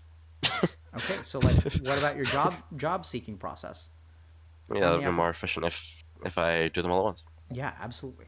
Right? So this is the last crazy thing I'll leave with you is I think you can actually learn a lot from video games. I think that a lot of the gamers that I work with, when I actually help, I feel like I've unleashed them into some environments. Like I've set them up with things like internships and things like that in the past. Sometimes Yeah. with startups and even at places like there's a really good university in Boston called Massachusetts Institute of Technology, And my favorite thing to do with gamers that I work with in Boston is to set them up at MIT, or in MIT's incubator, which is like their entrepreneurship sort of thing. So you'll get like Okay. PhD students at MIT. And then if I stick a gamer who has no job experience, if I just drop them in one of those internships, they actually do a phenomenal job. So I think a lot of their very analytical thinking and a lot of the way that they problem solve and stuff is actually very, very helpful. And the other interesting thing is that they tend to be very, very dedicated. So I know you grind WoW for 18 or 20 hours a day. I've dropped people in internships who will work for 20 hours a day, and they absolutely love it. And they do a phenomenal job. So I think that you can absolutely learn things from World of Warcraft. You can learn how to be efficient. You can learn how to, you can learn a lot. And overall, Scott, I really do wish you the best of luck. I'm satisfied with where we are. How do you feel? I say satisfied is a good word for it. I feel satisfied. Like I liked this experience a lot. You use the word a lot. Help me understand that. This will fuel me. Like this will help me a lot. Like the whole applying for a lot at once makes a lot more sense when I visualize it in like a different light, which is one thing I always kind of had struggle with. Just like that kind of thing. I'd say it's very, very satisfied. Good. I'm glad. So I think that one of the things I'm noticing about you is I don't think you have a whole lot of emotional expression, which I think has to do with some of your numbness. So you're saying a lot, but you look basically the same as when I first saw you. True. So it's hard for me to gauge what your response has been without words, because usually, because I think in some ways, I think you really are kind of emotionally like, pretty numb. Yeah, like pretty like your emotional like wavelength is actually pretty flat, right? So like your emotions have been like this, and so it's useful. I mean, it's helpful for me to hear that this has been helpful, and I really hope it has been helpful. Keep us posted on how you're doing. And any questions before we wrap up for the day? No, I think I'm pretty good. I think it was amazing. Thank you so much. You're very welcome, man. Good luck, dude. Cheers. Have a good one. Okay. So, emotions don't help you grind. Wow. That's why you get rid of them, man. Who needs emotions when you're grinding WoW? So let me ask you guys a quick question. Did y'all follow that meditation? I guess I should have.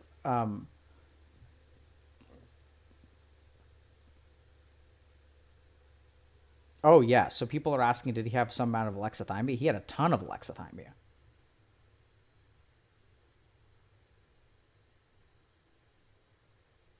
Okay. So yes, no, kinda. Okay.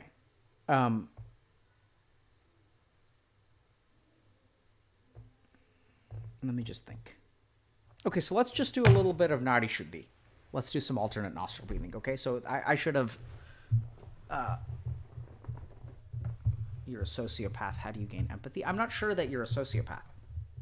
I think just because you have a lack of empathy or emotional numbness doesn't mean you're a sociopath.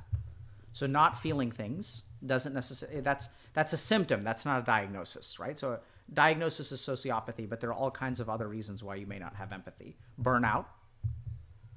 Alexithymia, all kinds of things. Okay. So, Nadi Shuddhi. Okay. Or Nadi Shodhana. So this is alternate nostril breathing. So we'll do this again. So I want you guys to do this.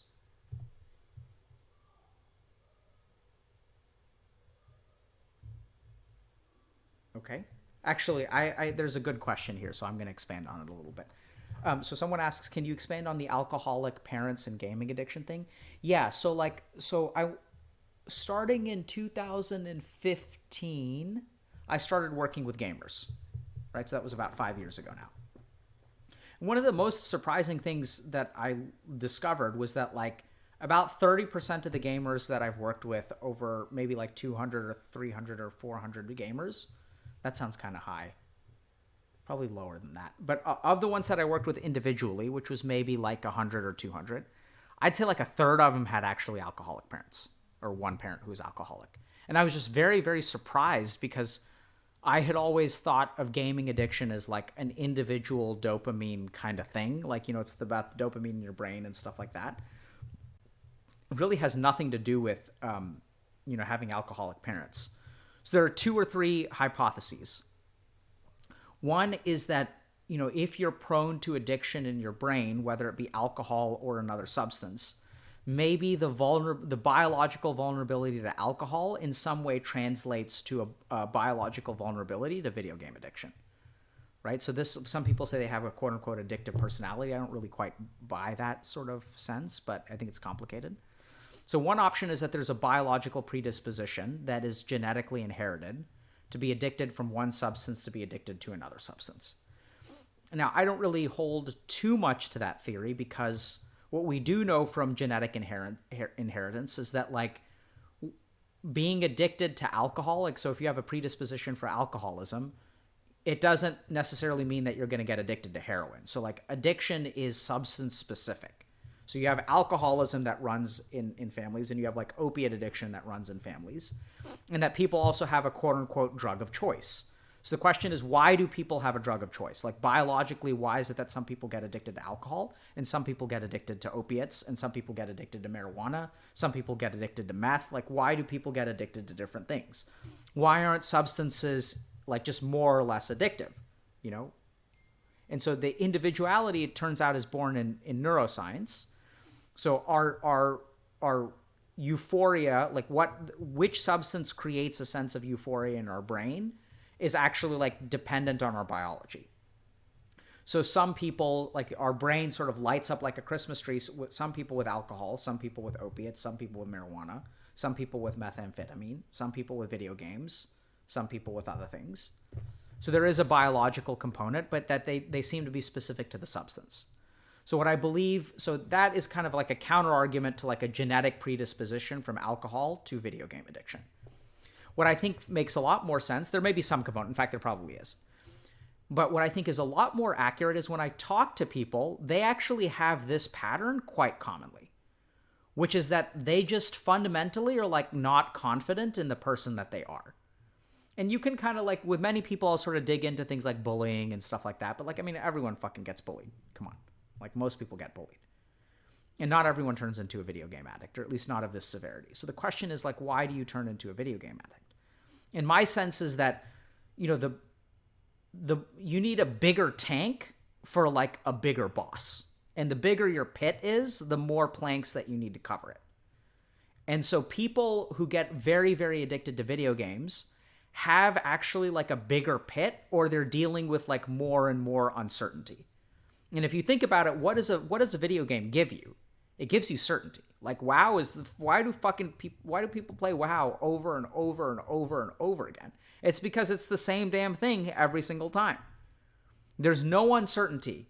So you can be confident in what happens with WoW. That's the way the game is designed. It's like you can be confident in what happens. And so I think that this issue of lack of confidence about how the way the world works is very common with gamers. And so uncertainty becomes very, very, like, damaging to them. And what do I mean by that? There are a lot of people who, like, let me just give you an example of how uncertainty is completely unacceptable for gamers. Gamers will avoid doing anything unless they're sure it's going to help them. Just think about this for a second. I'm not going to apply to a fucking job unless I know I'm going to get it. I'm not going to apply to school unless I know I'm going to get in. I'm not going to ask someone out unless I know they say yes. So just think about that. You have an aversion, and most people are not like that, right? Like, most people, like, basically understand that not everything is going to work out for you. So the question is, why are gamers so averse to uncertainty? And I think it's because some of them grow up in an environment where, like, there's very little order. And so you learn how to, like, get really scared of, like, disorder, and you start gravitating towards, like, order any place that you can find it. And what a video game really gives you is, like, order, because in a game, you know what you're going to get. And the thing that paralyzes gamers so much from moving forward is a sense of uncertainty about what the outcome is. So they would rather...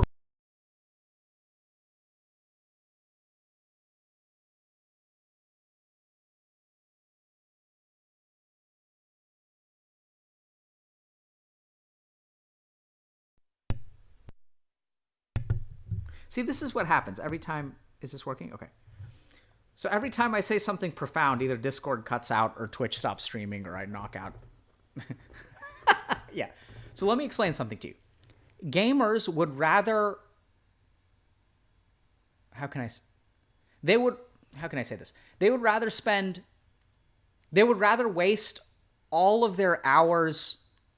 How can I say this? You're completely fine wasting time playing video games with a 0% chance of success. You'd rather do that than have a 50% chance of success and waste time doing something that like may not work out. Right? Like gamers are more comfortable with a 0% chance of success than they are with like a 50% chance of success. It's fucking weird. It's bizarre. Right? You would rather waste your time playing video games all day long rather than waste your time on an application that may not work out. You would rather give yourself a 0% chance of success and waste your life rather than do something that may lead to success, but you're not going to choose that. You fucking hate it. It's bizarre. You'd think that human beings would choose the thing that leads to the greatest probabilistic chance of success, which is that apply to a lot of things. But bizarrely, that's not how we work. We're like, no, screw that. If there's a chance it's not going to work, I'd rather not do it at all, and I'm going to waste all my time over here instead. Give me a 100% chance for a 0 success as opposed to a 50% chance for 50% success. That's what I'm trying to say. It's a weird mathematical formula, but that's what I've observed. Right? It's bizarre. And I don't know where exactly this comes from, but I think it has something to do fundamentally with the way that we're wired. And I think that has something fundamentally to do with the way that we're raised. So we're taught to be like very, very scared of disorder from a young age. And if you think about what confidence is, the definition of confidence is being able to face uncertainty, right? That's what confidence is. Gamers are not interested in confidence. You guys don't want confidence. What you want is guarantees. And we conflate those two, right? We say that like a guarantee, like no. Guarantees and confidence are opposite ends of the spectrum. The more guarantees you have, the less confident you need to be. And so like this is really bizarre, but you guys actually don't want confidence. You don't look for confidence. You want a scenario where confidence is unnecessary. That's what you look for. And that's what paralyzes you. Because fundamentally, that's not possible. Newsflash. The world is full of uncertainty. But here comes fucking video games. And they come to your brain and they're like, hey, brain, you guys don't need to deal with uncertainty. You can get progress and accomplishment if you do this. You can come to me and you can play every single day and you can get progress and accomplishment and pride and a sense of growth without dealing with any of that uncertainty. And then your brain is like, well, fuck. I'm not going to deal with uncertainty. Like, screw that. Let me get everything that I need with a guarantee. Like, I'll take the guarantee over the uncertainty any day of the week. And that's what I think is going on. So I think that what you guys really need to do is understand that, like, life, if you want to move forward in life, what you should really do is embrace uncertainty. That uncertainty is how you move forward. So I think a lot of my success has been through actually choosing the uncertain path over the certain path. It's walking away from opportunities, not taking them. So when I have like a set job to, be a clinician at Harvard Medical School, and they're going to give me that job, and it's going to be a great job, and then you walk away. And if I hadn't walked away from that job, I mean, I'm still clinical faculty, so I still teach. But if I hadn't walked away from the job, Healthy Gamer wouldn't exist today, because I wouldn't have had time, because I would have been an employee with a boss. So walking away from great opportunities and facing uncertainty, I think, is a wonderful way to move forward in life. But you've got to understand that, like, it's going to be a shit show. Like, I didn't know that Healthy Gamer was going to happen, right? So, like, you're not going to know And this is the other crazy thing, is that you guys try to create so many expectations about what you want your life to be that you guys don't even grasp that your brain does not even know what you're capable of. Think about that for a second. When you think about what your future can hold, you are such a poor judge for like what you're capable of because you have so little experience in the real world. And this is the big problem, is you guys all aim way too low. Like I'm telling you guys, I will take a 26-year-old who has never had a job in his life, and I will drop him in an MIT startup. And he will do phenomenal with no work experience. He'll just learn. He'll go on Wiki and he'll go on Wikipedia and he'll learn how to code and he'll learn how to problem solve and he'll learn data and statistics because that's what you guys do, right? Like if you look at Scott plays WoW for 20 hours a day. He knows the game in and out. And like if you guys get challenged and you stop caring about like guarantees of success and you can just abandon all that crap. And this is what I was telling Scott, is like, in terms of the dirty water and the clean water, you guys are so concerned about success and failure. You guys are neither of those things. You're the rag. If you just abandon the idea of success and failure and you just do something, the results have like almost always been amazing. Some people haven't done well, but I haven't been disappointed in them, even if they don't do well. So anyway, it is difficult to find something you actually enjoy doing, though. Yes, I completely agree. It is difficult to find something that you actually enjoy. The problem is that most people don't, their search for things that they enjoy happens up here instead of with their hands. You guys, when you don't find what you enjoy, you think about what you may enjoy, and you let that control whether you act. Think about it for a second. Where do you make the determination about what you are going to enjoy? Do you make it up here, or do you make it in the outside world? And how good of a judge is this depending on what you're going to enjoy?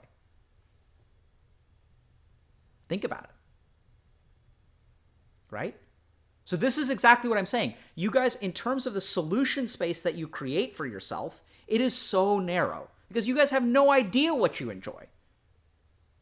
You have no clue because you guys don't do anything. You live in here.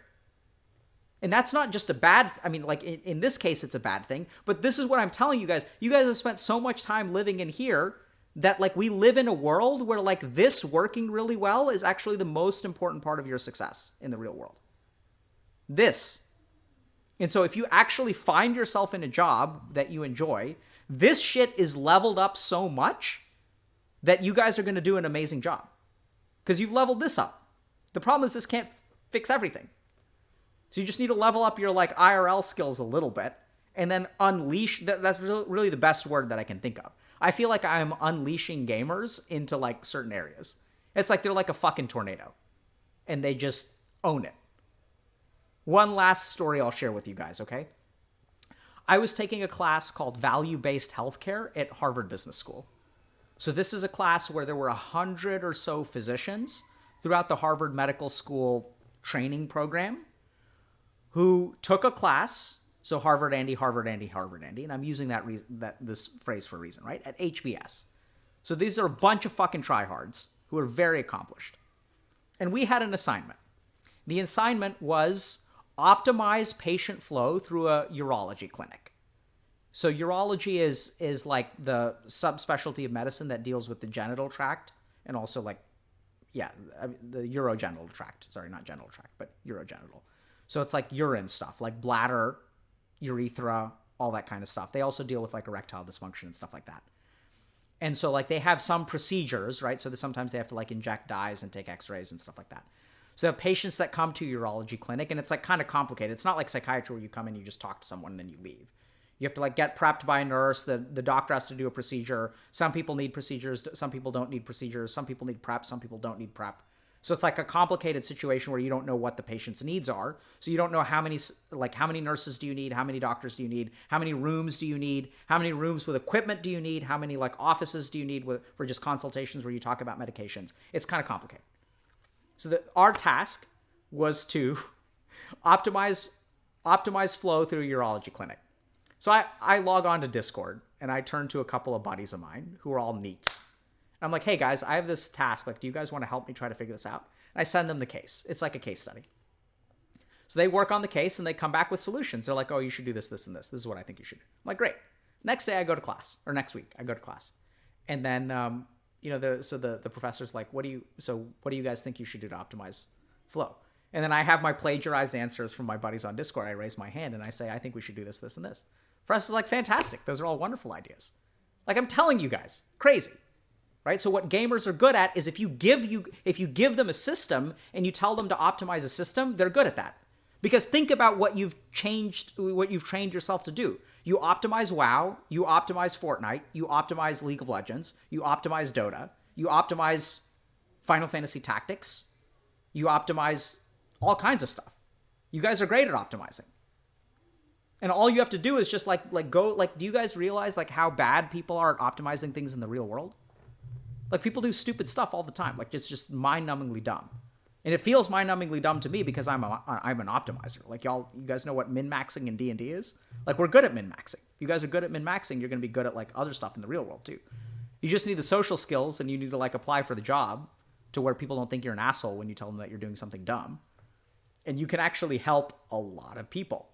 Because most people don't think like we do. So games train us to think in terms of efficiency. Most people do one side quest at a time. They actually don't batch their side quests and do like a circuit of Stranglethorn Vale. It's not how they live life. Right? And you have like whole degrees and stuff that are devoted to like fixing operations and like streamlining operations and stuff like that. And I'm not saying that you guys are as good as formal education, but you'd be surprised. So I took a guy that I was working with, and hopefully he's not watching, and I told him that I wanted to do economic analysis on esports. So I told him that I want to publish a paper about which esports are the most lucrative and which esports are the hardest to break into. Guys, he's never done anything like this before. I show him some data and I'm like, hey, like, this is how, like, do you know how to use Excel? He's like, sort of. And I'm like, oh, okay, like, so this is what you do and this is how you run the analysis. Here's the analysis for one sport. I want you to take this and do 9 other esports. He's like, okay. And sure enough, he does a great job. So don't underestimate what you're capable of. I mean, you guys do, but that's just because you don't. I mean, of course you're going to underestimate what you're capable of because you have no experience, so your estimation is going to suck. So go get yourself out there, try something. And just try something. You'll be amazed at what you're capable of. You just fucking try. And the other thing is that, like, Scott's applying for one job every 2 weeks. Like, that's not how you get a job. You got to apply for like 100 jobs over the course of 3 months. That's how you get a job. And then the other problem is, like, you guys are applying for one job every 2 weeks. So, like, the likelihood that you're going to get a job that you enjoy is going to be low because you only have one option. So you guys are concerned. I say you guys. I mean, this sounds like a fucking boomer talking to you. So just think about this for a second. A lot of gamers feel like they need to find a job. You guys don't need to find a job. Finding a job is dumb. I don't think you should find a job. I think you should find 5 jobs, and then I think you should pick the best one. But that's not the way that you think, and that's not the way that you act. You guys are so concerned about finding a job that you doom yourself to finding a shitty one. You should get 5 jobs. You should increase the number of places you apply by 100. And then you should be selective about what you want. You guys think that life is not giving you anything, so you're willing to take the table scraps from your shitty efforts and instead, like, put forth some effort and then get something that you enjoy doing. It's actually doable. It's not that crazy, but that's just not how we think. Like, apply for like, you guys get this? Your problem is not you need a job. Your problem is, like, you should get like 30 offers of acceptance. And then the other problem that you guys make is when you get a job, what do you stop doing? You stop applying. That's dumb. That's just so dumb. Why would you stop applying for jobs just because you have one? You're completely missing the point. You don't know what you're going to like 2 weeks from now. Sorry. I'm not... I'm the same... I was the same way. So this is the way that I think now.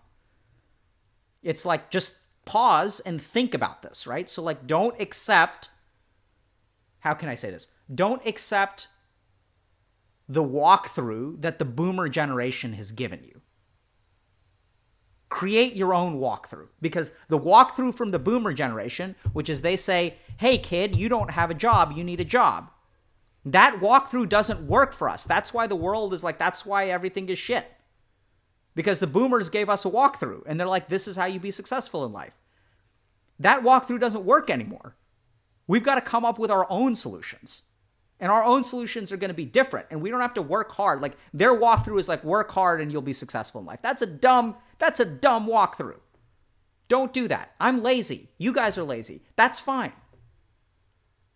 Like the solution is not apply for one job, get one job, and then work your ass up to a management position even though you don't like it. What I'm saying is front load your work so you can be a lazy asshole down the road. Find the job in IT where your bosses don't understand what you do. Where they don't understand like that you can write a script to do your job for you and you can sit there in the back and just like run your script to automate things. Like people don't understand that you can run scripts to do things. They think that like stuff has to be done manually, like data entry that gets done manually. Right? And then like the cool thing about that is once you realize, like, I want you guys to try to optimize and maximize your laziness. All you guys, sorry for saying all you guys. All you guys are like, oh, I'm so lazy. I'm so undisciplined. Like, yeah. So don't try to change. Don't try to be something that you're not. This is where the Eastern philosophy. Be what you are. Oh. Be present. Accept who you are. Oh. Enlightenment, yoga, Buddha. Oh. Be where you are. You guys need to really listen to that for a second. It's not for yoga hippies. It's for you. What that means is be lazy. Be lazy. Try to be the laziest person that you can. But make it work for you. Don't try to be, don't do the boomer walkthrough. Don't do the boomer walkthrough. Don't work hard. That's not the way you become successful. The way you become successful is by adding value, not adding effort. Think about this for a second, okay? What is value? How do we define value? Does anybody know? What is the mathematical definition of value?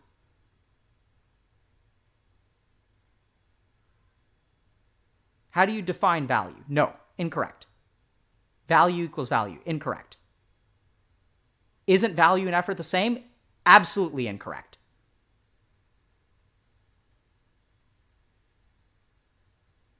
Value is the result. It's on one side of the equal sign. What is on the other side of the equal sign? Work divided by time, incorrect. Output minus input, sort of. Value equals time, no. No. See, this is the basic so one, I'm seeing a couple of people get it. Effort over time. Sort of. You guys are getting closer. I'll tell you. So value equals yield divided by effort. Right? High value things give you a lot of stuff for a little investment. That's the definition of value. So like if we think about like, a high value pair of shoes gives me a lot of walked miles divided by the cost of the shoes. Just think about that for a second. Value, so high value in healthcare. So there's like this value-based healthcare delivery course that I was telling you guys about. What is value in healthcare is like amount of sickness improved divided by cost of delivering care.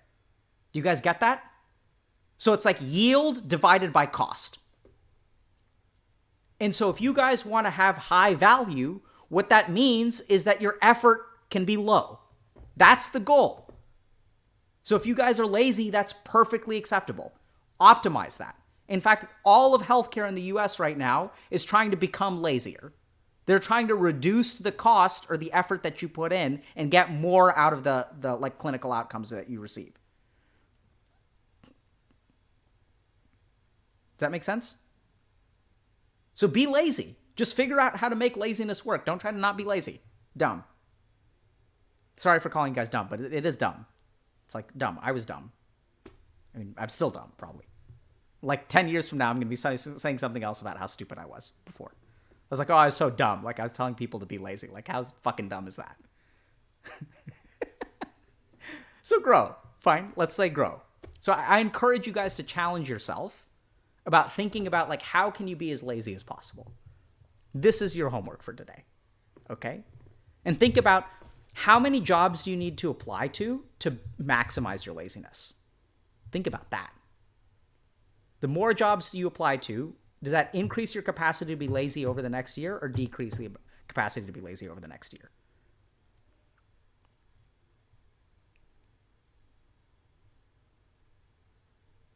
Right? So think about it. Answer 0. Fine. Effort equals 0, values infinity. Absolutely. Just be homeless. No, don't just be homeless. That's dumb. I mean, if you are homeless, that's unfortunate. I'm not calling you stupid, but what I'm saying is that like just think a little bit about how you're living your life and think about if you can live it differently. Because I still maintain that most of change in life, I know this sounds crazy, is not through effort. I mean, it does require effort, but it's not through work. So I think the effort is actually up here. I think the effort is an increase in intentionality. So I sketched out anyway, I'm going to get off on another tangent. I got to stop. So I'm sorry that we don't have time for meditation, but I want you guys to just think about what we've talked about today and try to think about how to apply it to your own life. Like actually stop and reflect on it. Think about how can you insert these principles into your own life and whether they apply to you or not. And one of the biggest lessons that I learned is that I know that we're all about procrastinating and not pushing back things. But generally speaking, if you really want to be lazy in life, the solution is to front load your work for an optimal setup down the road. That's really what it's about. Right? So all these people who bought Alterac Valley, they're doing it right. You don't think that you can bot real life? You can absolutely bot real life. Absolutely do things that increase your efficiency and make it a lot of people are working for stuff and you can just automate it. Right? So we've automated a lot of stuff recently. We're trying to create workflows and you try to think about it. That balance seems very hard to find. You're very right. It is very hard to find. So, I forgot for a second. If it's hard to do, you guys are just not going to do it, right? Hard and impossible can be the same to a gamer. I'll leave you guys with that thought. And take care, guys. So we're going to try to focus on this webinar, a couple of things. So by the way, a lot of this stuff, for those of you who have supported us, we are very, very grateful. So we're going to try to turn some of that into a webinar. And yeah, I think right now I don't know exactly how the cost structure is going to work. I think we're going to try to make it free. Hopefully I don't shoot myself in the foot for that. We're going to see if there's some way that we can swing a suggested donation or maybe have people just support us through Patreon or something like that. We really don't want to charge for it. We may have to. And if we do charge for it, it's going to be super cheap. But it's just, we're going to have to figure out what our investment is and things like that. But I think we're getting a lot of support through stream. So I'm really, really grateful for that. And our hope is to try to build this content. Definitely what's coming out is YouTube videos on a lot of this stuff. So I have, there's one, I'll just share with you one thing that I'm thinking about. Oh yeah. So I want to do a video about this. What's the difference between half-assing something and doing something good enough? And what's the difference between waste and sacrifice?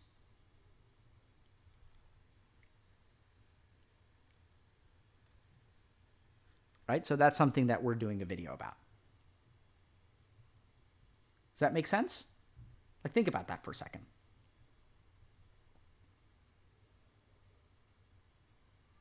Lots of answers, lots and lots of answers. So what's the difference between half-assing something and doing something good enough? And what's the difference between waste and sacrifice?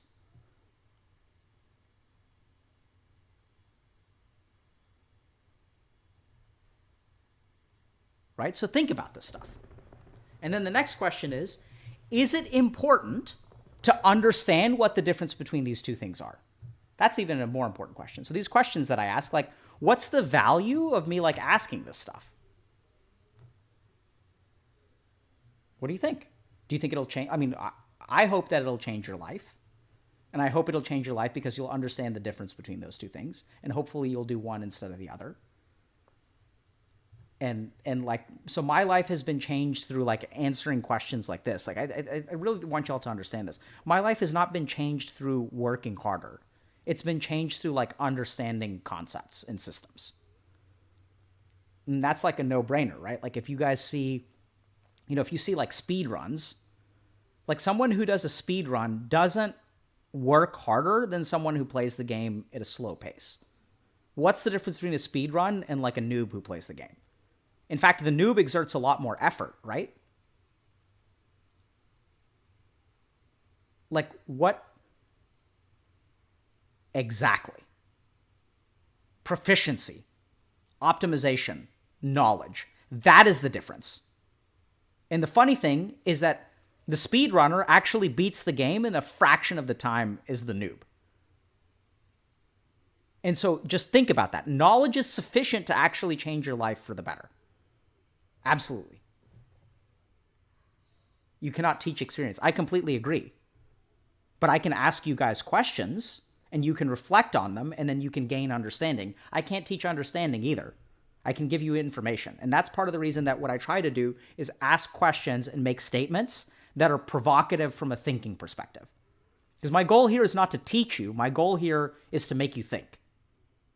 Because I can give you guys all the answers, and it's not going to change you. Like the goal is for you to think, because that also has to do with behavioral change and how the brain works and stuff like that.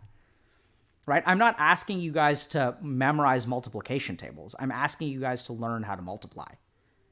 And I can demonstrate multiplication tables. I cannot teach you how to multiply. Multiplication is something you have to learn and understand on your own. Right? Do you guys get that? I can't transmit the knowledge of multiplication to you as a concept. That's the goal. Anyway, thank you guys very much. We'll see y'all on Wednesday.